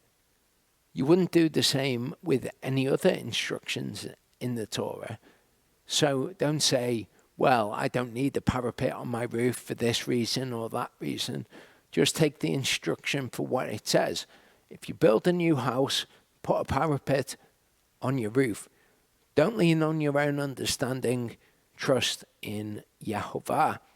In verse 9 it says, do not sow your vineyard with different kinds of seed, lest the yield of your seed which you have sown and the fruit of your vineyard be defiled. So, talking about vineyards, we see the same with the planting of fields. Don't put diverse types of seed together. Again, we don't need to speculate as to the reason why that might be, perhaps putting pseudo-scientific explanations on things. One thing that we can see in the word is that the word of Elohim is described as seed in the parable of the sower. So if the word of Elohim is seed, then we shouldn't take other forms of seed which people might take and bear the fruit of those things. For example, the extra biblical texts, we should never be mixing them in with the scriptures, because you have something which is truth, which is given by Elohim for instruction by his Spirit, and then you've got something that was written by men. Even if you think, well, maybe it is the word of Elohim, you've got something that you know is the word of Elohim. Don't mix it with something about which there is debate. And there are videos on the channel for people who are interested in those books. There's one called The Mysterious Book of Enoch, and there's another one called The Extra Biblical Texts, A Thorough Examination. Look those up if you have interest in Jubilee or Jasher, or you think that the Dead Sea Scrolls are a trove of information. Any of those things, which can be just things that you kind of take for granted because other people say, because those things have become popular. Again, don't follow after a multitude to do evil. Don't be swayed by the fact that many other people are doing a certain thing. Those videos will give you food for thought about those books, things that perhaps you never knew about them. But certainly don't mix the word of Elohim with other seed, other spiritual teachings, whatever the case may be, things that were written by men as opposed to things which were inspired by the Spirit of Elohim. Verse 10 says, "Do not plow with an ox and a donkey together. Do not put a garment of different kinds of wool and linen together." Okay, so often this will be translated just don't wear a garment of mixed material. It's not what it says. The Hebrew says don't mix wool and linen together. That's the context. Not any different materials, wool and linen. But this is another thing that people misunderstand, and maybe they'll throw back at you if you say, I keep the Torah. That maybe they'll say, are you going to get rid of all your clothes which are polyester and nylon because you can't have things mixed together? Now, if the word of Elohim said to not do that, of course we wouldn't do that. It doesn't matter that the ways of the world are different. That would simply be something that sets us apart. But it is a useful thing to know so that people who actually misunderstand the Torah can be instructed in what it actually says. Okay, do not plow with an ox and a donkey together. This is something which is could be phrased as do not unevenly yoke animals. Okay, an ox is a lot more powerful than a donkey. This is something that we can see to be true. If you ever did have an ox and a donkey yoked together, then you would appreciate that. It's like what I was talking about in Torah portion Re'eh at the beginning. When you trust and obey Yehovah's law, then you can see and understand why it is the case. It may not make sense to you immediately why you wouldn't yoke an ox and a donkey together. But if you ever actually saw that happening, then you would understand. And you would understand that just trusting and obeying what has been told to you would have been the right thing to do. That then you can see that that is something that bears fruit afterwards. Basic point being, understanding of why Yehovah has done something is not necessary for obedience. Trusting and obeying the word will yield good whether or not you understand why it does. In 2 Corinthians 6:14-16, it says, "Do not become unevenly yoked with unbelievers. For what partnership have righteousness and lawlessness? And what fellowship has light with darkness? An ox, of course, is a clean beast. A donkey is an unclean beast. And what agreement has Messiah with worthlessness? Or what part does a believer have with an unbeliever? And what union has the dwelling place of Elohim with idols? For you are a dwelling place of the living Elohim, as Elohim has said, I shall dwell in them and walk among them. I shall be their Elohim, and they shall be my people." Another principle, which we can see in the idea of don't go after the way that the Gentiles do things, the way that those who are as yet unclean go after things. Don't try to do things according to their ways. You cannot eat of the table of Messiah and the table of demons. The same truths are present throughout all of these scriptures. 1 Corinthians 7 verse 10 says, "And to the married I command, not I but the master, a wife should not separate from a husband. But if she is indeed separated, let her remain unmarried or be restored to favor with her husband. And let not a husband send a wife away. And to the rest I say, not the master, if any brother has an unbelieving wife, and she thinks well to live with him, let him not send her away. And a woman who has an unbelieving husband, and he thinks well to live with her, let her not send him away. For the unbelieving husband has been set apart in the wife, and the unbelieving wife has been set apart in the husband. Otherwise your children would be unclean, but now they are set apart." So don't think of being yoked with one who is unclean in this way to divorce a husband or a wife on the basis that they are unclean and you have been cleansed, because they are set apart so that your children are clean. Not saying that they'll be saved by you. It's talking about clean and unclean, holy and profane. How your children are made clean by you being clean, even though your husband is unclean. And if the unbelieving one separates, let him separate himself.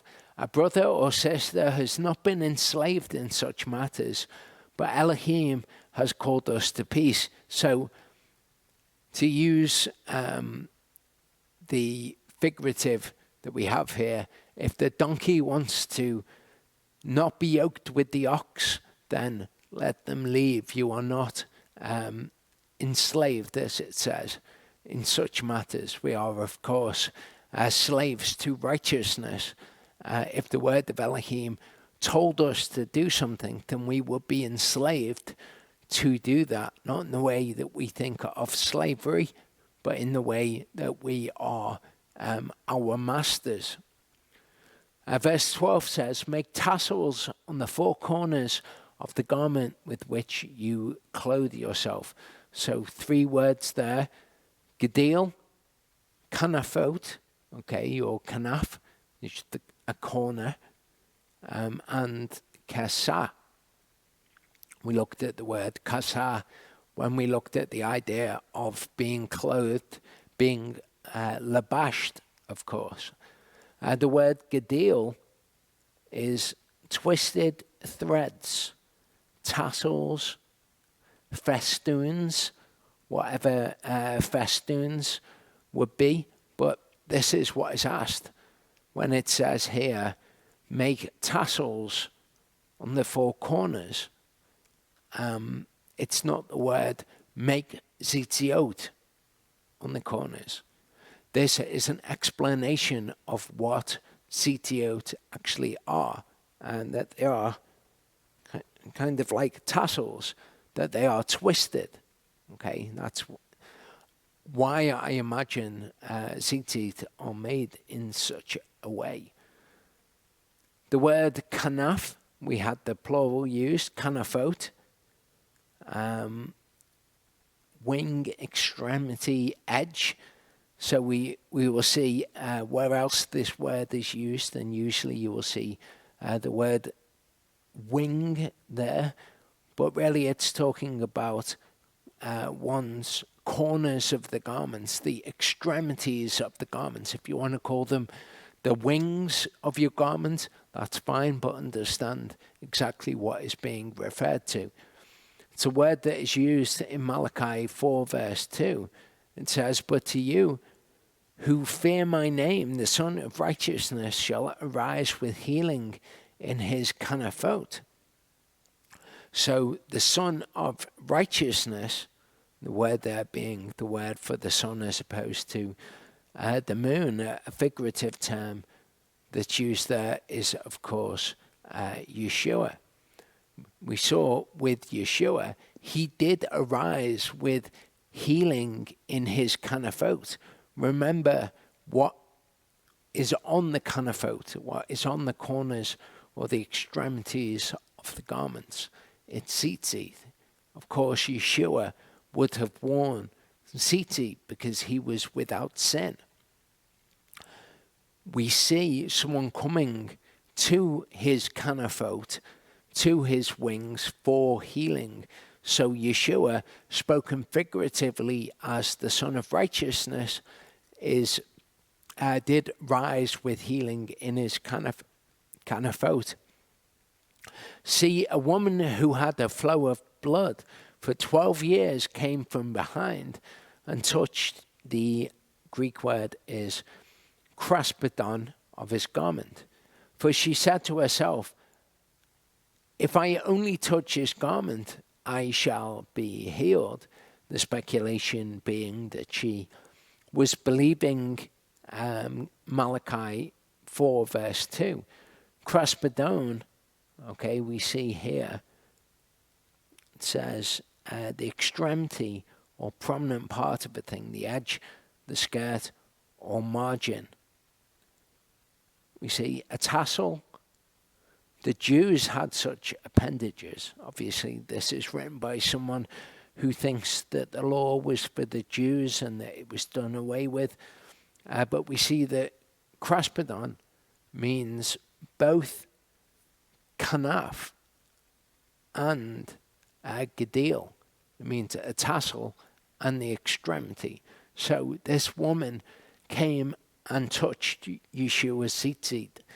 I think this would probably be a good translation to be in the Bible, our English Bible, so that people could see what was actually being said here. I think that maybe those who follow the man-made religion of Christianity would be able to more readily identify that these things are righteousness and that they should be done if they could see that Yeshua did them. Maybe they'd just say, oh, it was all done away with after he died. But it would be more relatable to them if they actually knew what this passage said. This is the word kasa that we looked at. It's to clothe oneself in the sense of covering oneself. You can speak of it as being concealing. But again, it's covering, and it is used in the sense of clothing. So if we go back to that verse, we can see, okay, the garment with which you clothe yourself, with which you cover yourself, with which you conceal yourself. So people wonder sometimes how many tzitzit are they to wear. Well, we see the garment with which you kasa yourself, whatever that might be. I would say that is alluding to an outer garment that you cover yourself with, whether you've got clothes underneath or not. It says to put the tassels on the four corners. So there should be at least 4 of them. You could also make it a fringe around the edge, a fringe of tassels if you wanted.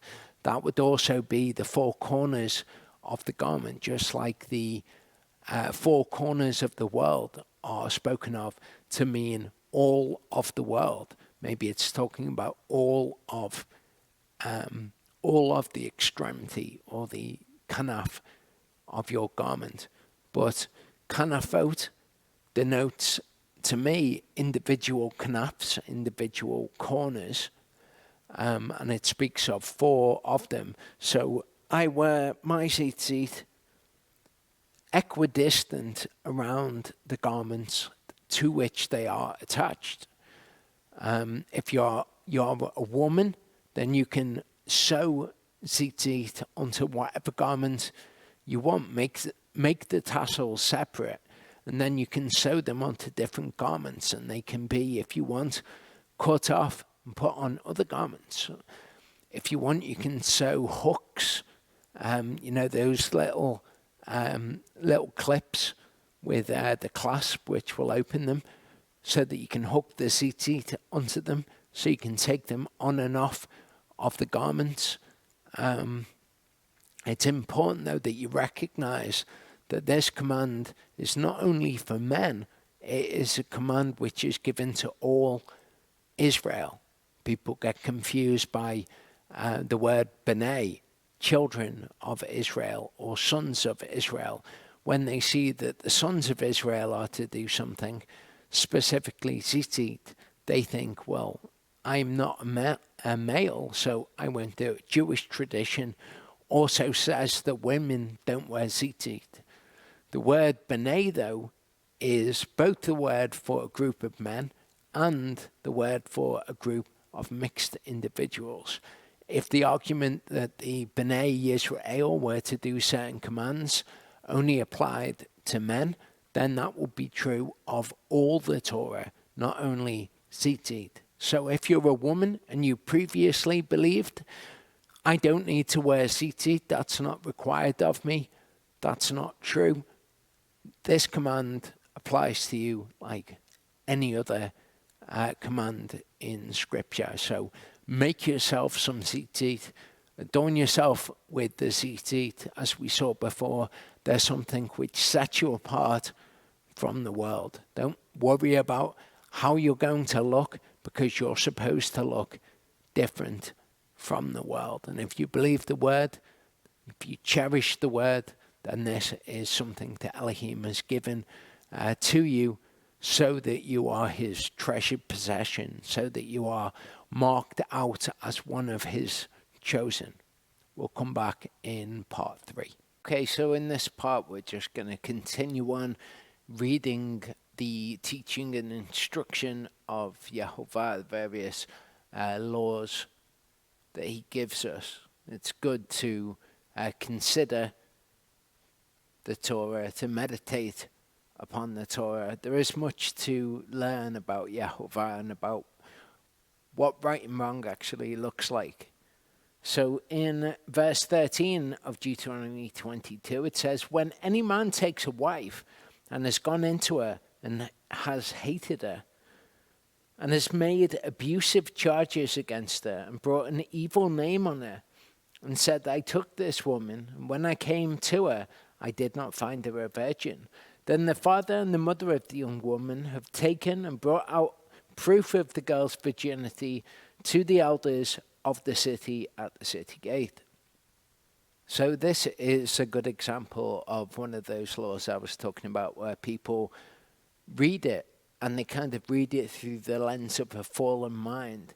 And they also read it as, I don't know, they're kind of preconceptions about how things were in the past, the whole lie of the patriarchy and all of those sorts of things, those ideas that are so proximal to us that we apprehend them to be a part of things that we read. Oh, it's an ancient culture. It must have been like this. So people think that this is a law that is saying, if a man doesn't like a woman, then he can demand proof of her virginity. But this is not what the law is saying at all. It is, in fact, a protection of the woman. The whole thing is framed as, when a man has brought abusive charges against a woman, then her father and her mother bring out proof of her virginity. Not that they have to. It's certainly not, as some people understand this, that if they don't do that, the girl is stoned to death. If we approach Yehovah's law as having things like that in it, because of preconceptions that we have, then we will always come to misunderstandings. And it is such misunderstandings that give his law and him a bad name. Verse 16 says, and the girl's father has said to the elders, I gave my daughter to this man as wife, and he hates her. And see, he has made abusive charges against her, saying, I did not find your daughter a virgin, and yet these are the proofs of my daughter's virginity. And they shall spread the garment before the elders of the city. So, again, it's not that they have to do this. It's just if somebody is making abusive charges, then they are held responsible for having done that when actually it wasn't true. And the elders of that city have taken that man and punished him. So notice who they are punishing. They're punishing the man. All of this is about the man. He brings abusive charges against her. Then the father and mother of that young woman have taken and brought out proof of the girl's virginity to the elders. So this is something which is afforded to the father and the mother as a way that they can prove their daughter's virginity, and then the man is punished. The whole thing is about the man. It's not about the girl, unless it is true what he is saying about her, and then she is punished. If she has, if she's made out that she's a virgin and then she's not a virgin, and that can be proved, then she is punished. But this actual law here, the one on the screen, is about the man and the man being punished.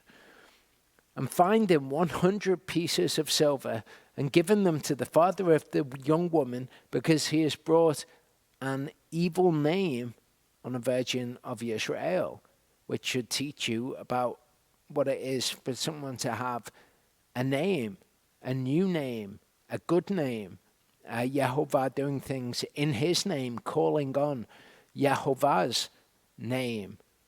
All of it is not to do with the actual thing that a person is called, just as this evil name isn't, some evil sounding thing which the girl is called. That would be ridiculous. We understand that, and yet we misunderstand often Yehovah's name. And she is to be his wife, and he is not allowed to put her away all his days. So people will say, well, she then has to be his wife. But this, again, is a misunderstanding. If somebody is just seeking to marry a woman, to sleep with her, and then to divorce her, then this law prevents that from happening. The girl's mother and father can present proof of her virginity, and then the man can't go about doing this. Obviously, this is something which has been a problem before the Torah has been given, that men would act in such a way. Verse 20 says, but if the matter is true that the girl was not found a virgin, then they shall bring out the girl to the door of her father's house, and the men of her city have stoned her to death with stones, because she has done wickedness in Israel to fornicate in her father's house. Thus you have purged the evil from your midst. And this would be true of anyone who was a fornicator. It's not saying that the parents have to bring out proof of her virginity, otherwise she is stoned. It's saying if the matter is not true. We go to other places in the Torah to find out how that matter would be established. It would have to be established with 2 or 3 witnesses. If someone is to be put to death, there has to be 2 or 3 witnesses. It's not done just in this case if the father and the mother don't provide proof of her virginity. It has to be proven according to Torah, 2 or 3 witnesses, which I imagine would be fairly difficult. It's certainly not something which would be the case if the man was lying. Witnesses could not then be brought against the girl. So it all depends with laws like this, how you go into it. What are your preconceptions? Are you reading it without a filter to try and see what it says? Or are you reading in your own preconceptions about the world, the ancient world, the way things were, the patriarchy, things like that? Ideas that are superimposed over Torah, that if you make those assumptions, then you could say this law is unjust. But all it really is an ignorance of what the Torah actually says and the mechanisms by which the Torah would work, how the judges were to adjudicate in such cases. Deuteronomy 19:15-19 says, when one witness does not rise up against the man concerning any iniquity or any sin that he commits, at the mouth of 2 witnesses or at the mouth of 3 witnesses, a matter is established. When a malicious witness rises up against any man to accuse him of turning aside, then both men who have the dispute shall stand before Yehova, before the priests and the judges who serve in those days, and the judges shall diligently search and see if the witness is a false witness who has falsely accused his brother. Then you shall do to him as he thought to have done to his brother. Thus you shall purge the evil from your midst. So in this case, how would that work? Well, if the man has accused the woman falsely and that's proved, then we see how he is punished. If there is not more than one witness does not rise up against the man concerning any iniquity or sin that he commits.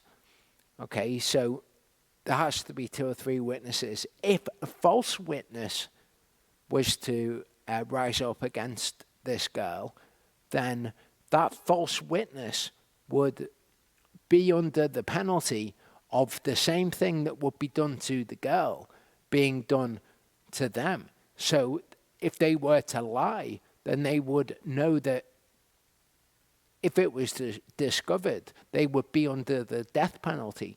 So there's a huge deterrent against that. The judges will diligently search and see if the witness is a false witness. This is something which is serious at this point. Maybe you could think of it in terms of if you are accused of falsely witnessing against someone, there would be a police investigation into whether or not you did it. And, it's just not worth coming under police investigation for the sake of a false claim, especially when you shall do to him as he thought to have done to his brother. In other words, if the malicious witness is found to be lying, then the girl would have, if the malicious witness was found to be true, the girl would be put to death. If the malicious witness is found to be lying, then the same thing that would have been done to the girl, the death penalty, would be done to them. So the idea that this is all about a man bringing charges against a woman and then the girl's father and mother having to prove her virginity, otherwise she's killed, is just not what the Bible actually says. It's another case of people taking a verse out of context, applying over it their own understanding of the world, their own preconceptions, and coming to false conclusions. Deuteronomy 17:6-7. At the mouth of 2 or 3 witnesses is he to die that is to be put to death. He is not put to death by the mouth of one witness. The hand of the witnesses are first against him to put him to death, and the hand of all the people last. So you have purged the evil from your midst. So all of these laws which call for the death penalty are all about getting out of the midst of Israel those who do such things.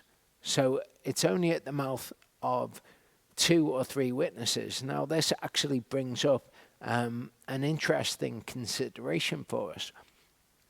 if people misapprehend the law to be saying something that it's not, and they're against that thing, then Yehovah is with them. If people misunderstand this and say, what, so the girl's father or mother needs to prove her virginity, otherwise she's killed. That's no good. Yehovah would agree with that. He wouldn't be against those people. But if people actually accurately understand the law, and then they say, that is not correct, that's not right, then they are speaking against Elohim. But people who misunderstand the law to be saying things that it's not, they are not necessarily to blame. When a man is found lying with a woman married to a husband, then both of them have died, both the man that lay with the woman and the woman. Thus you have purged the evil from Israel. Interesting just how much the cultural, the worldly attitude to adultery is different to Yehovah's. To Yehovah, it is a sin so grave, as with fornication, that it requires that those people would be put to death. He doesn't want those people to be amongst Israel. Again, you purge the evil from your midst. Verse 23 says, when a girl who is a virgin is engaged to a husband, and a man finds her in the city and lies with her, then you have brought them both out to the gate of the city and have stoned them to death with stones. The girl because she did not cry out in the city, and the man because he has humbled his neighbor's wife. Thus you have purged the evil from your midst. But if a man finds the girl who is engaged in the field, and the man seizes her and lies with her, then only the man who lay with her has died. But you have done no matter to the girl. The girl has no sin worthy of death. For the matter is like a man who rises against his neighbor and has killed him. For he found her in the field, and she has cried out, the engaged girl, but without anyone to save her. So we see here that if somebody lies with somebody who is engaged and they're in the city, then both of them are held culpable, because the girl could have cried out if there were people who were around. If, however, they were in the field, then only the man has committed a sin worthy of death. Now, it might be that they were found together in the field and the girl was consensual all the way through.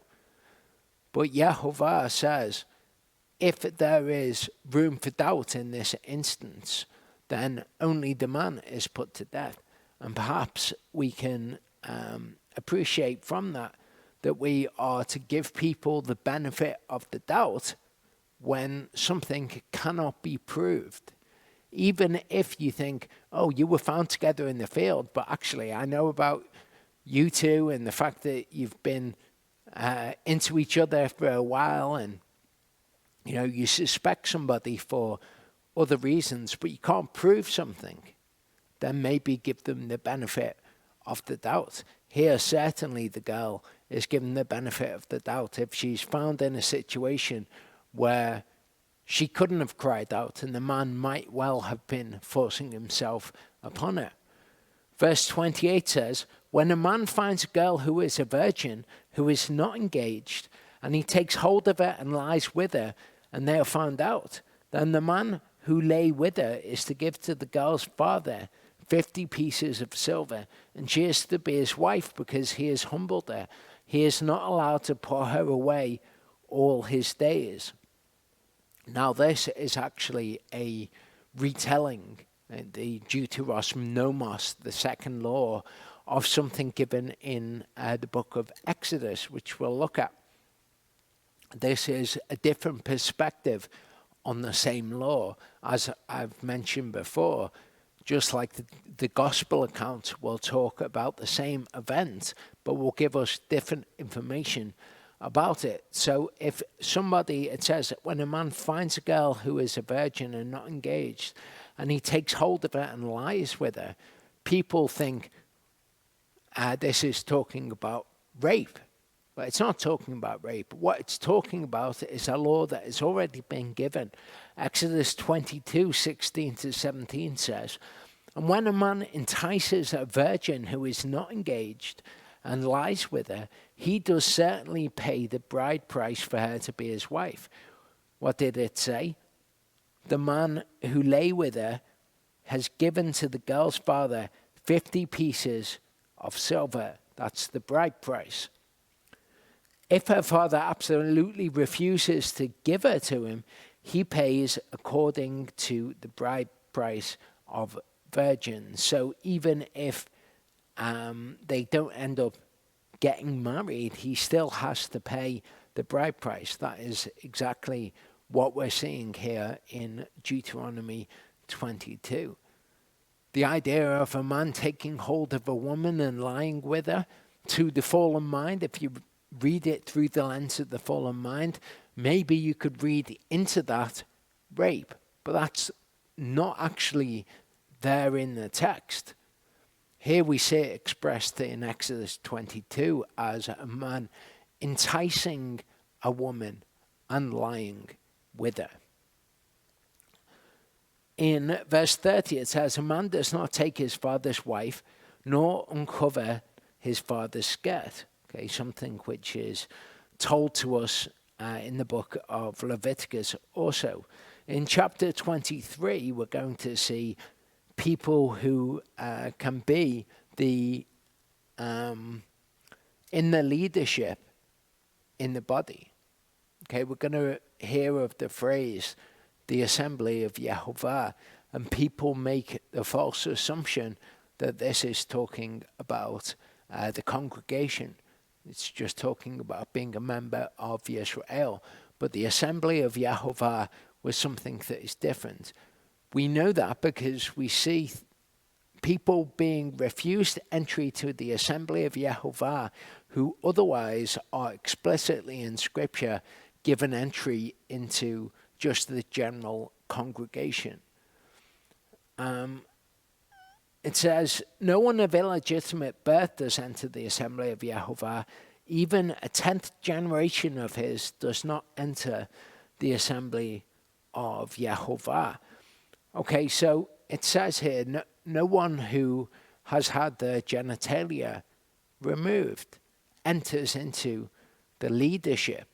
Okay, we know that the leaders that Yehovah chooses, what we see in the word is that they are men. So even when somebody is emasculated, when they have their genitalia removed, they are not suitable then. So somebody who was a eunuch, for example, who has no testicles, is not suitable to be a leader in the body. No one of illegitimate birth. Now we know that you can be in the body, in the congregation, if you are of illegitimate birth. We had somebody who was, they said that they were a bastard so that they could not be part of our assembly. Now, the way that I understood this person is that they just didn't like the idea of having to follow the Torah. And we'd done a pretty good job of showing them that you do have to follow the Torah. So as what seemed to me like a last-ditch attempt, they said, oh, well, I can't be part of your church anyway if you follow the Torah. But as I said, this is not talking about the congregation. This is talking about leadership. So these things should also be considered when we are thinking of appointing leaders. Verse 3 says, an Ammonite or a Moabite does not enter the assembly of Yehovah. Even a 10th generation of them does not ever enter the assembly of Yehovah, because they did not meet you with bread and water on the way when you came out of Mitzrayim, and because they hired against you Balaam son of Beor, from Pethor of Aram Naharaim to curse you. But Yehovah your Elohim has refused to listen to Balaam, and Yehovah your Elohim does turn for you the curse into a blessing for you, because Yehovah your Elohim loves you. Do not seek their peace, nor their good, all your days forever. So we can take from this that we are to give everyone a chance. Everyone can be part of the congregation. But if somebody has done something in the past that would make them unsuitable for leadership, that we should maybe bear that in mind. Okay, so everyone can be part of the congregation of Yehovah, Yisrael, but not everyone is suitable to be a leader. In Isaiah 56, 4-7, it says, "For thus said Yehovah to the eunuchs," people who we just read can't be part of the assembly of Yehovah, "who cherish my Sabbaths and have chosen what pleases me, and hold fast to my covenant. To them I have given in my house and within my walls a place and a name better than that of sons and daughters. I give them an everlasting name that is not cut off. Also the sons of the foreigner who join themselves to Yehovah, maybe the Ammonites or the Moabites, to serve him and to love the name of Yehovah, to be his servants, all who cherish the Sabbath and not profane it and hold fast to my covenant, them I have brought to my set-apart mountain, and let them rejoice in my house of prayer. Their burnt offerings and their sacrifices are accepted on my altar, for my house is called the house of prayer for all the peoples." So again, these people are explicitly forbidden from being a part of the leadership. But Yehovah says, if they follow my covenant, if they are faithful to me, then they can have a name in my house better than that of sons and daughters. Verse 7 says, "Do not loathe an Edomite, for he is your brother.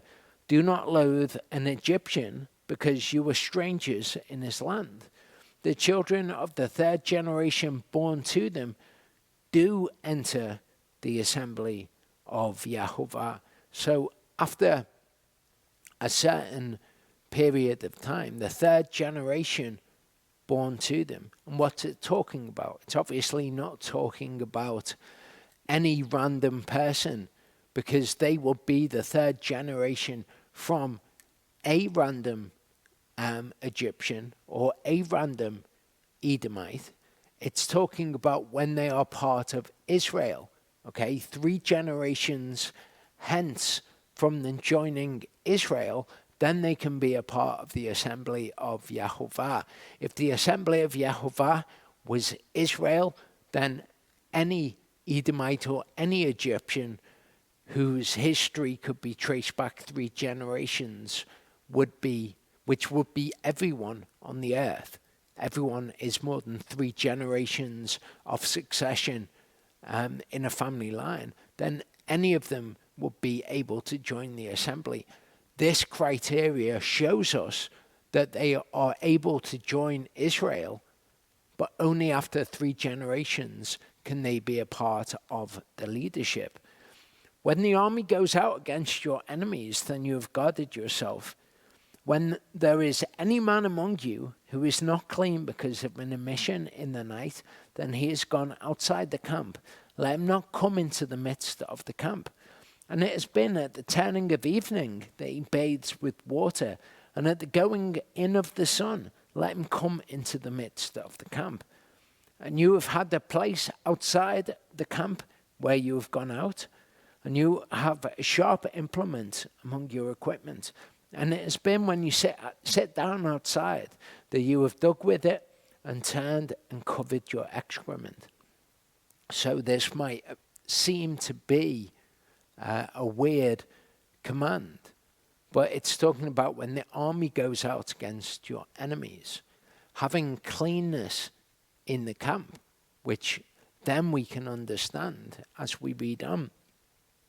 "For Yehovah your Elohim walks in the midst of your camp to deliver you and give your enemies over to you. Therefore your camp shall be set apart, so that he does not see an unclean matter among you, and shall turn away from you. So normally in Israel, they would have the tabernacle or the temple in their midst.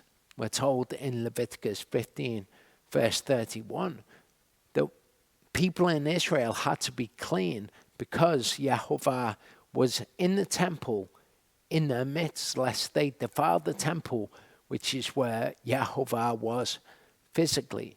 Which is why when the army goes out and they're somewhere far away from the temple, that they still have to observe cleanness, because Yehovah walks in their midst. He is physically present, just like he was in the temple, which again is why we need to concern ourselves with cleanness only when Yehovah is in our midst. He's in our midst spiritually, in our hearts, which is why we have to be clean spiritually. But the cleanliness of the flesh is only something which is called for when Yehovah is in your midst physically, either in the temple or if the army has gone out to fight against the enemies and he's in the midst of the camp. Verse 15 says, you do not hand over to his master the slave who has escaped from his master to you. Let him dwell with you in your midst, in the place which he chooses, within one of your gates where it is pleasing to him. Do not oppress him. Okay, so we see here the principle that if somebody has escaped from their master, and we see elsewhere the idea that if they love their master, then they will have their ear pierced through with an awl to the door of their master's house. But if they want to escape from their master, i.e. they don't love being in their master's house, you're not to return them there. And this is a principle of Torah which is appropriate in a situation where somebody is being abused. It might be an abused wife. Usually, adultery would be the only reason for divorce. But if an abused wife escapes from her husband's house, you shouldn't return her to the house. We can also see this as talking about us, or talking about people who want to come to Yehovah, people who repent and are baptized, for example. If they decide, I don't want to be Yehovah's slave anymore, I don't want to be a slave to righteousness, I'm going to be a slave to sin, then we should not try to return them to the house of the master by force. We can certainly talk to them and show them the right way, but we should not hand them over to the master, so to speak. We should not prevent them from leaving if that is what they are set on doing. We can tell them the right way, but that should be the end of it, because each person has their own choice who they are to make master, and when they've had enough of that. Verse 17 says, none of the daughters of Israel is to be a cult prostitute, nor any of the sons of Israel be a cult prostitute or a whore. I don't know why in this translation they have put cult prostitute. I'm not sure whether that is something that is sound, or whether they've just thought to interpret certain practices in history into the text of Scripture. Do not bring the gift of a whore or the pay of a dog into the house of Yehovah, your Elohim, for any vowed offering, for both of these are an abomination to Yehovah, your Elohim. So if you have earned money dishonestly, then that is not something that you should offer in sacrifice to Elohim. Don't think to yourself, I've lived a life of crime, I'm going to give the proceeds of it to Elohim because he needs money. As we've looked at recently, Elohim is not looking for the particular material things from us. He's looking for our obedience. And he tells us, do not bring that which is the results of prostitution into the house of Yehovah to try and honor Yehovah with something abominable. Verse 19 says, do not lend the interest to your brother, interest of silver, interest of food, or interest of whatever is lent interest. To a foreigner you lend the interest, but to your brother you do not lend the interest, so that Yehovah your Elohim might bless you in all that you put your hand to in the land which you are entering to possess. So another law here where you cannot do it to one who is set apart, but you are permitted to do it to a foreigner. But if it's bad to do it to someone who is your brother, why would you then choose to do it to somebody just because you weren't going to get in trouble, for want of a better phrase, with Yehovah for doing it? Again, the word of Elohim tests our hearts, but we are not permitted, if you lend to your brother, you are not permitted to ask usury for the loan. When one lends to somebody who is a part of Israel, what is paid back is that amount. And we see elsewhere in the Torah that it is good to forgive those debts and that you are required to forgive those debts after 7 years at the most. Every 7 years there was a forgiveness of debt. And we are told elsewhere in Scripture that we are not to have evil in our hearts when we lend to someone. If the year of forgiveness of debts is coming up soon, we are to lend freely to them, knowing that Yehovah will bless us for doing such. Verse 21 says, when you make a vow to Yehovah your Elohim, do not delay to pay it, for Yehovah your Elohim is certainly requiring it of you, and it shall be sin in you. But when you abstain from vowing, it is not sin in you. That which has gone out from your lips you shall guard and do, for you voluntarily vowed to Yehovah your Elohim what you have promised with your mouth. So, if you vow something to Yehovah, even if later you regret it and you think, I should never have done that, you guard to do it because you voluntarily vowed it to Yehovah. Therefore, you should pay what you have vowed to do. It doesn't matter if later you regret the vow you have made. All that matters is that in that moment, you intended to make a vow to Yehovah. If you do that, it is required of you to pay it. If you don't do it, then it is sin in you. Verse 24 says, when you come into your neighbor's vineyard, you shall eat to the satisfaction of your desire, but do not put any in a receptacle of yours. When you come into your neighbor's standing grain, you shall pluck the heads with your hand, but do not use a sickle on your neighbor's standing grain. So, if your neighbor has crops growing, you can go and eat of them as they are growing. You are just not allowed to harvest any of it. You can't go in and collect a load of it for some future time. But if you're passing through the field, then you are allowed to snack on what is grown.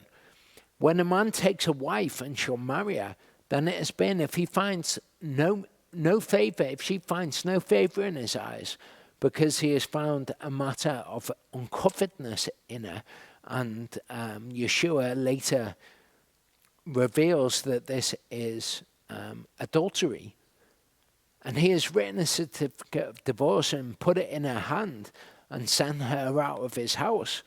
And if she left his house, she went and became another man's wife.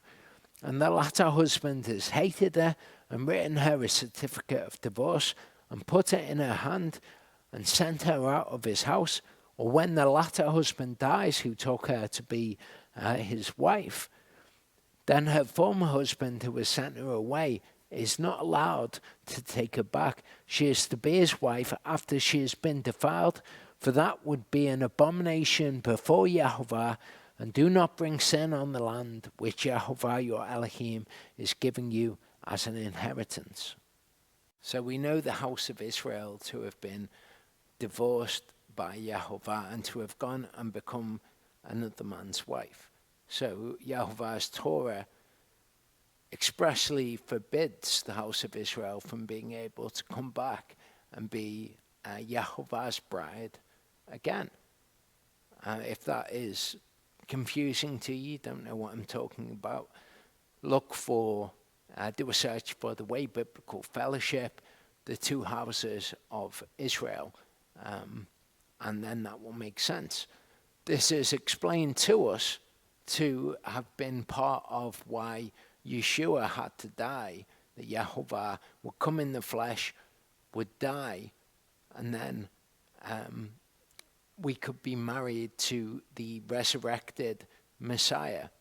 And it kind of circumvents this law of the Torah, because once the husband has died, the wife is no longer bound by this Torah. So read Romans 7, 1-4, and check out that video. Do a search, the Way Biblical Fellowship, the two houses of Israel, if you need more information on that. Verse 5 says, when a man has taken a new wife, let him not go out into the army, nor let any matter be imposed upon him. He shall be exempt 1 year for the sake of his home, to rejoice with his wife whom he has taken. So Ols gets a year where nobody can ask anything of him, and he knows that in that year he should be at home spending time with his new wife.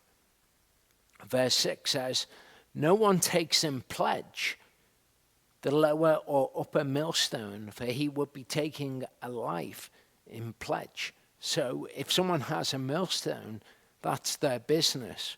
They're grinding flour.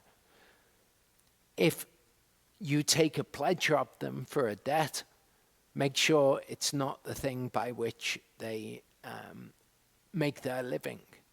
We also see that if someone steals something from you, they have to repay 4 times if it's a sheep, 5 times which if it is an ox, which is a beast of burden, again, to do with somebody's livelihood, and that is a more serious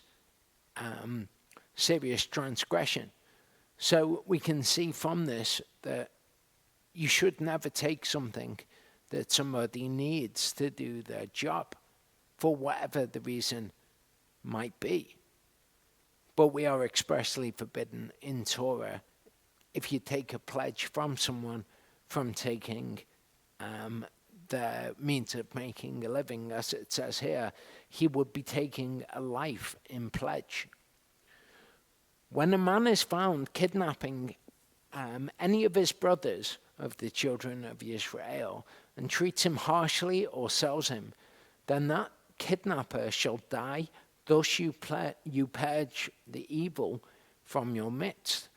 So people who misunderstand the Torah will say, well, do you think that slavery is right? And the idea that they have of slavery is not what the Bible describes as being an aved, commonly translated as servant or slave.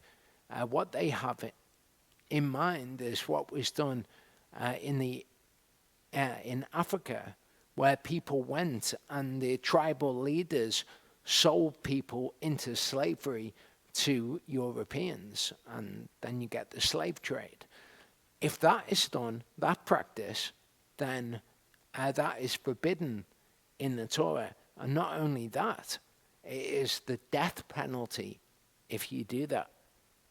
Verse 8 says, Take heed in an outbreak of Sabbath to diligently guard to do according to all the priests, the Levites, teach you, as I have commanded them, so you shall cherish to do.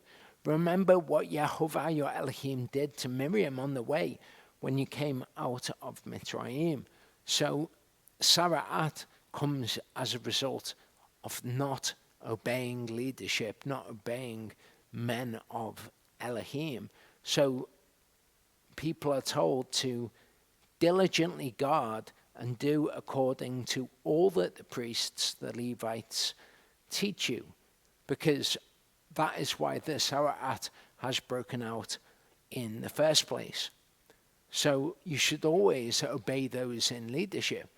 If you don't think that somebody has been appointed by Yahweh to their position, then maybe leave. Don't be part of that congregation. But if you do, then you should do what they say to do, because Yahweh sees your disobedience to them as disobedience to him. Verse 10 says, when you lend your brother a loan, do not go into his house to get his pledge. Stand outside and let the man to whom you lend bring the pledge out to you. And if the man is poor, do not sleep with his pledge. By all means, return the pledge to him at sundown, and he shall sleep in his own garment, and shall bless you, and it shall be righteousness to you before Yahweh your Elohim. So if you've lent somebody a loan, you don't then automatically get the right to go into their domicile and demand their pledge of them.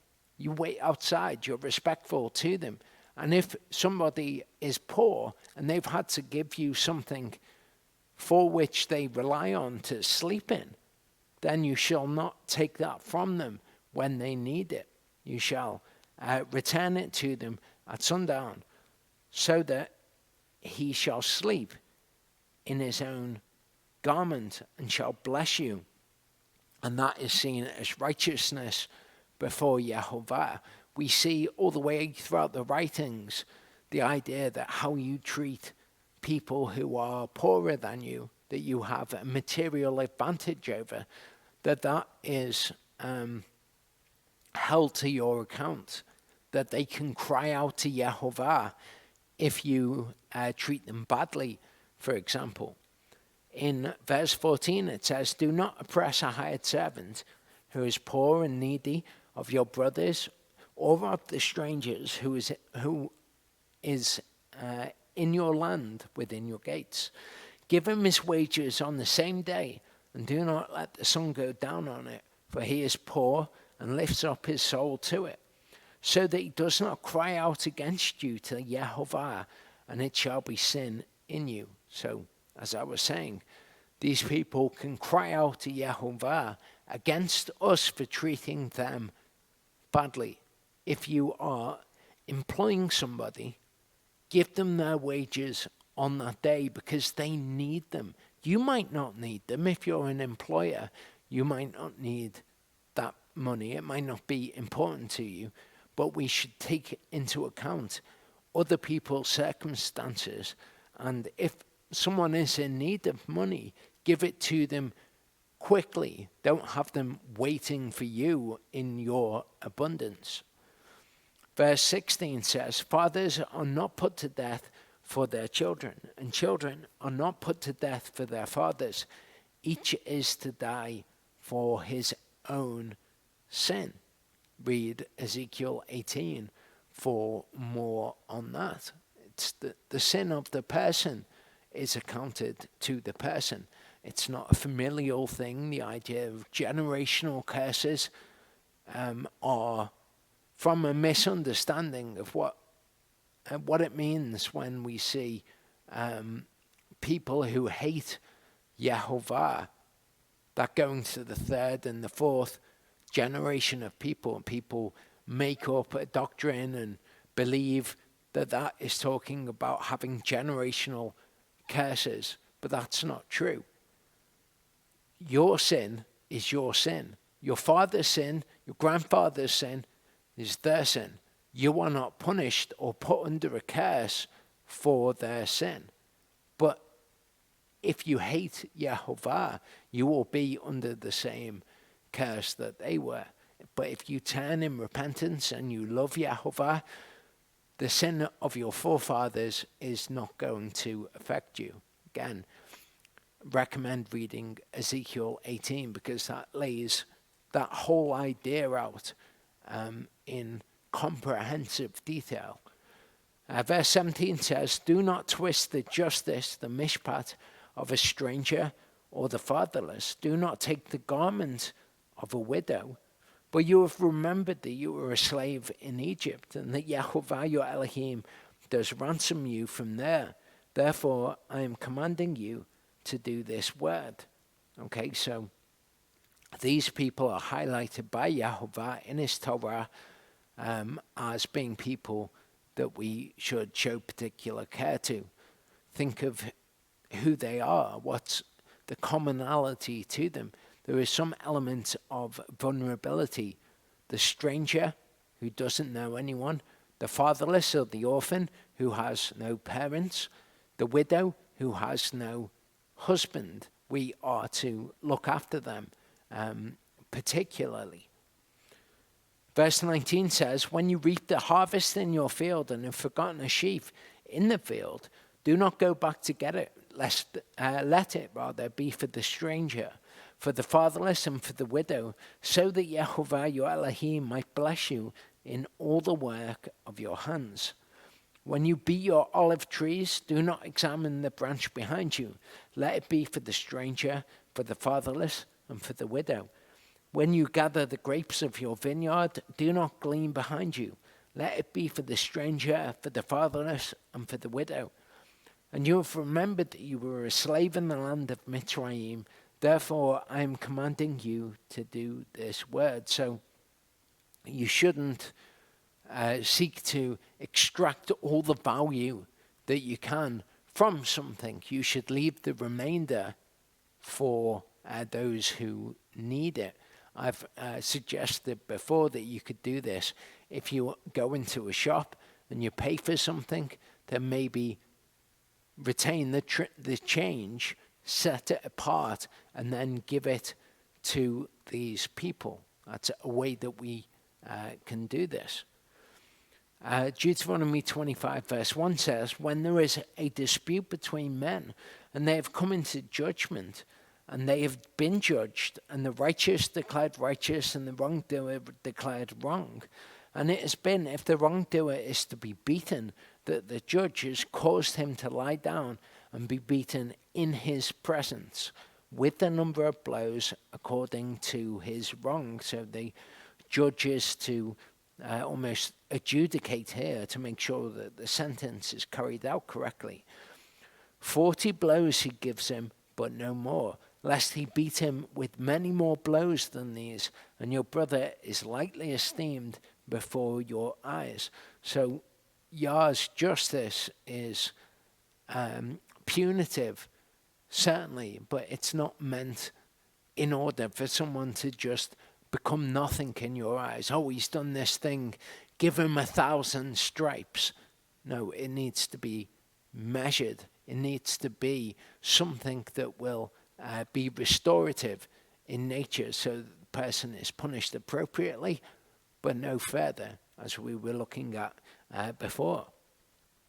Verse 4 says, do not muzzle an ox while it is threshing. And Paul says that this is a principle that can be applied broader than that. When the workman is working, they should be able to enjoy the fruit of their work. Verse 5 says, when brothers dwell together and one of them has died and has no son, the widow of the dead man is not without to a stranger. Her husband's brother does go in to her and has taken her as wife and performed the duty of a husband's brother to her. And it has been that the firstborn son which she bears does rise up for the name of his dead brother, and his name is not blotted out of Israel. So we see more of this flavor of the fact that having a husband was something that was valuable to women in this society, certainly much more in the past than it is now. We see also that the firstborn son that she bears to her husband's brother, her dead husband's brother, is to bear the name of her original husband, so that his name is not extinguished. But if the man does not desire to take his brother's wife, then let his brother's wife go up to the gate to the elders and say, my husband's brother refuses to raise up a name to his brother in Israel. He does not agree to perform the duty of my husband's brother. The elders of his city have called for him and spoken to him, and he has stood and said, I have no desire to take her. Then his husband's brother, his brother's wife, has come to him in the presence of the elders and removed his sandal from his foot and has spat in his face and answered and said, thus it is done to the man who does not build up his brother's house. And that sounds very strange to us, but it's a cultural understanding. This is something that would bring shame.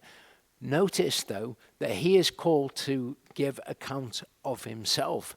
The elders diligently search to see if that matter is so, and he must declare, I'm not going to take her as wife. And then this thing is done, which will bring shame upon him, that he would have this duty that he would be unprepared to do, that it would be noted in society. And in Israel, his name has been called the house of him who had his sandal removed. So he shall be known more broadly in society as the one who did this shameful thing, let's say. Verse 11 says, when men fight one with another, or with one another, and the wife of one has drawn near to rescue her husband from the hand of the one attacking him, and has put out her hand and seized him by the genitals, then you have cut off her hand, your eye does not pardon. Again, Yehovah is not looking for the severance of hands. That's not the point. The point is there is a known punishment for a crime. If you do this, you're going to have your hand cut off. So what's the message? Don't reach out and grab the genitals of someone attacking your husband. Okay, that's not acceptable before Yehovah. Maybe we can see that we shouldn't be getting involved in the arguments of others. Perhaps we could even say to not do that by, if you know that somebody has a weakness, or you know you've discovered a secret about somebody, if they're in a conflict with somebody else, maybe wheeling that out against them will be seen in the same light before Yehovah. It's certainly worth consideration. Verse 13 says, you have not in your bag differing weights, a heavy and a light. You have not had in your house differing measures, a large and a small. You have had a perfect and right weight, a perfect and right measure, so that they prolong your days on the soil which Yehovah your Elohim is giving you. For all who do these and all who do unrighteously are an abomination to Yehovah your Elohim. So we can see when you are to judge something, whether it be how much wheat you have, or whether it be a matter, you should have an honest and correct weight. For us, we have the word of Elohim. That is the honest weight by which we judge everything. We judge ourselves the same as we judge someone else. We see in the book of Romans that Paul says, look, you who look at somebody else and judge what they do is wrong before Elohim, know that you are judged by the same standard. So don't think when you do something, oh, it's okay, I didn't really mean it, or give yourself, give yourself leniency for something for which you would not give to somebody else. Judge everything the same. Don't say, well, they did this wrong. I am not prepared to forgive them. Yeah, I would expect forgiveness for me. See, think in that situation. How would I feel if I had done that? How would I expect to be received? I would know within myself. Maybe I didn't mean it. Maybe I regret doing it, and therefore I deserve forgiveness. Always have that as your weight and measure by which you judge every situation. And then finally, we read, remember what Amalek did to you on the way as you were coming out of Mitzrayim, how he met you on the way and attacked your back, all the feeble ones in your rear, when you were tired and weary, and he did not fear Elohim. Therefore it has been in Yehovah your Elohim's giving you rest from your enemies all around, in the land which Yehovah your Elohim is giving you to possess as an inheritance, that you blot out the remembrance of Amalek from under the heavens. Do not forget. And what this makes me think of is issues of forgiveness, how we are to forgive other people when they have done wrong. However, it is not sin to us to not trust somebody who has treated us shamefully in the past, who has done wrong to us in the past. It is not wrong for us to not trust that person in the future. What is incumbent upon us is that we forgive them their sin. We don't hold that against them and treat them shamefully in future because of it. But for us to remember something, i.e. to not trust that person because they have displayed themselves to not be trustworthy, that is not the same as being required to forgive somebody. Shall we pray? Father, I thank you for all of the instruction that we get from your word. I thank you that you've shown us how we can be like you, how we are to differentiate ourselves from you as well when you possess the ability to correctly judge a situation, that we do not recognize that we are without that foreknowledge, without that omniscience, Father. Thank you that you've shown us, though, how we can imitate your good characteristics towards people, how we can treat one another fairly.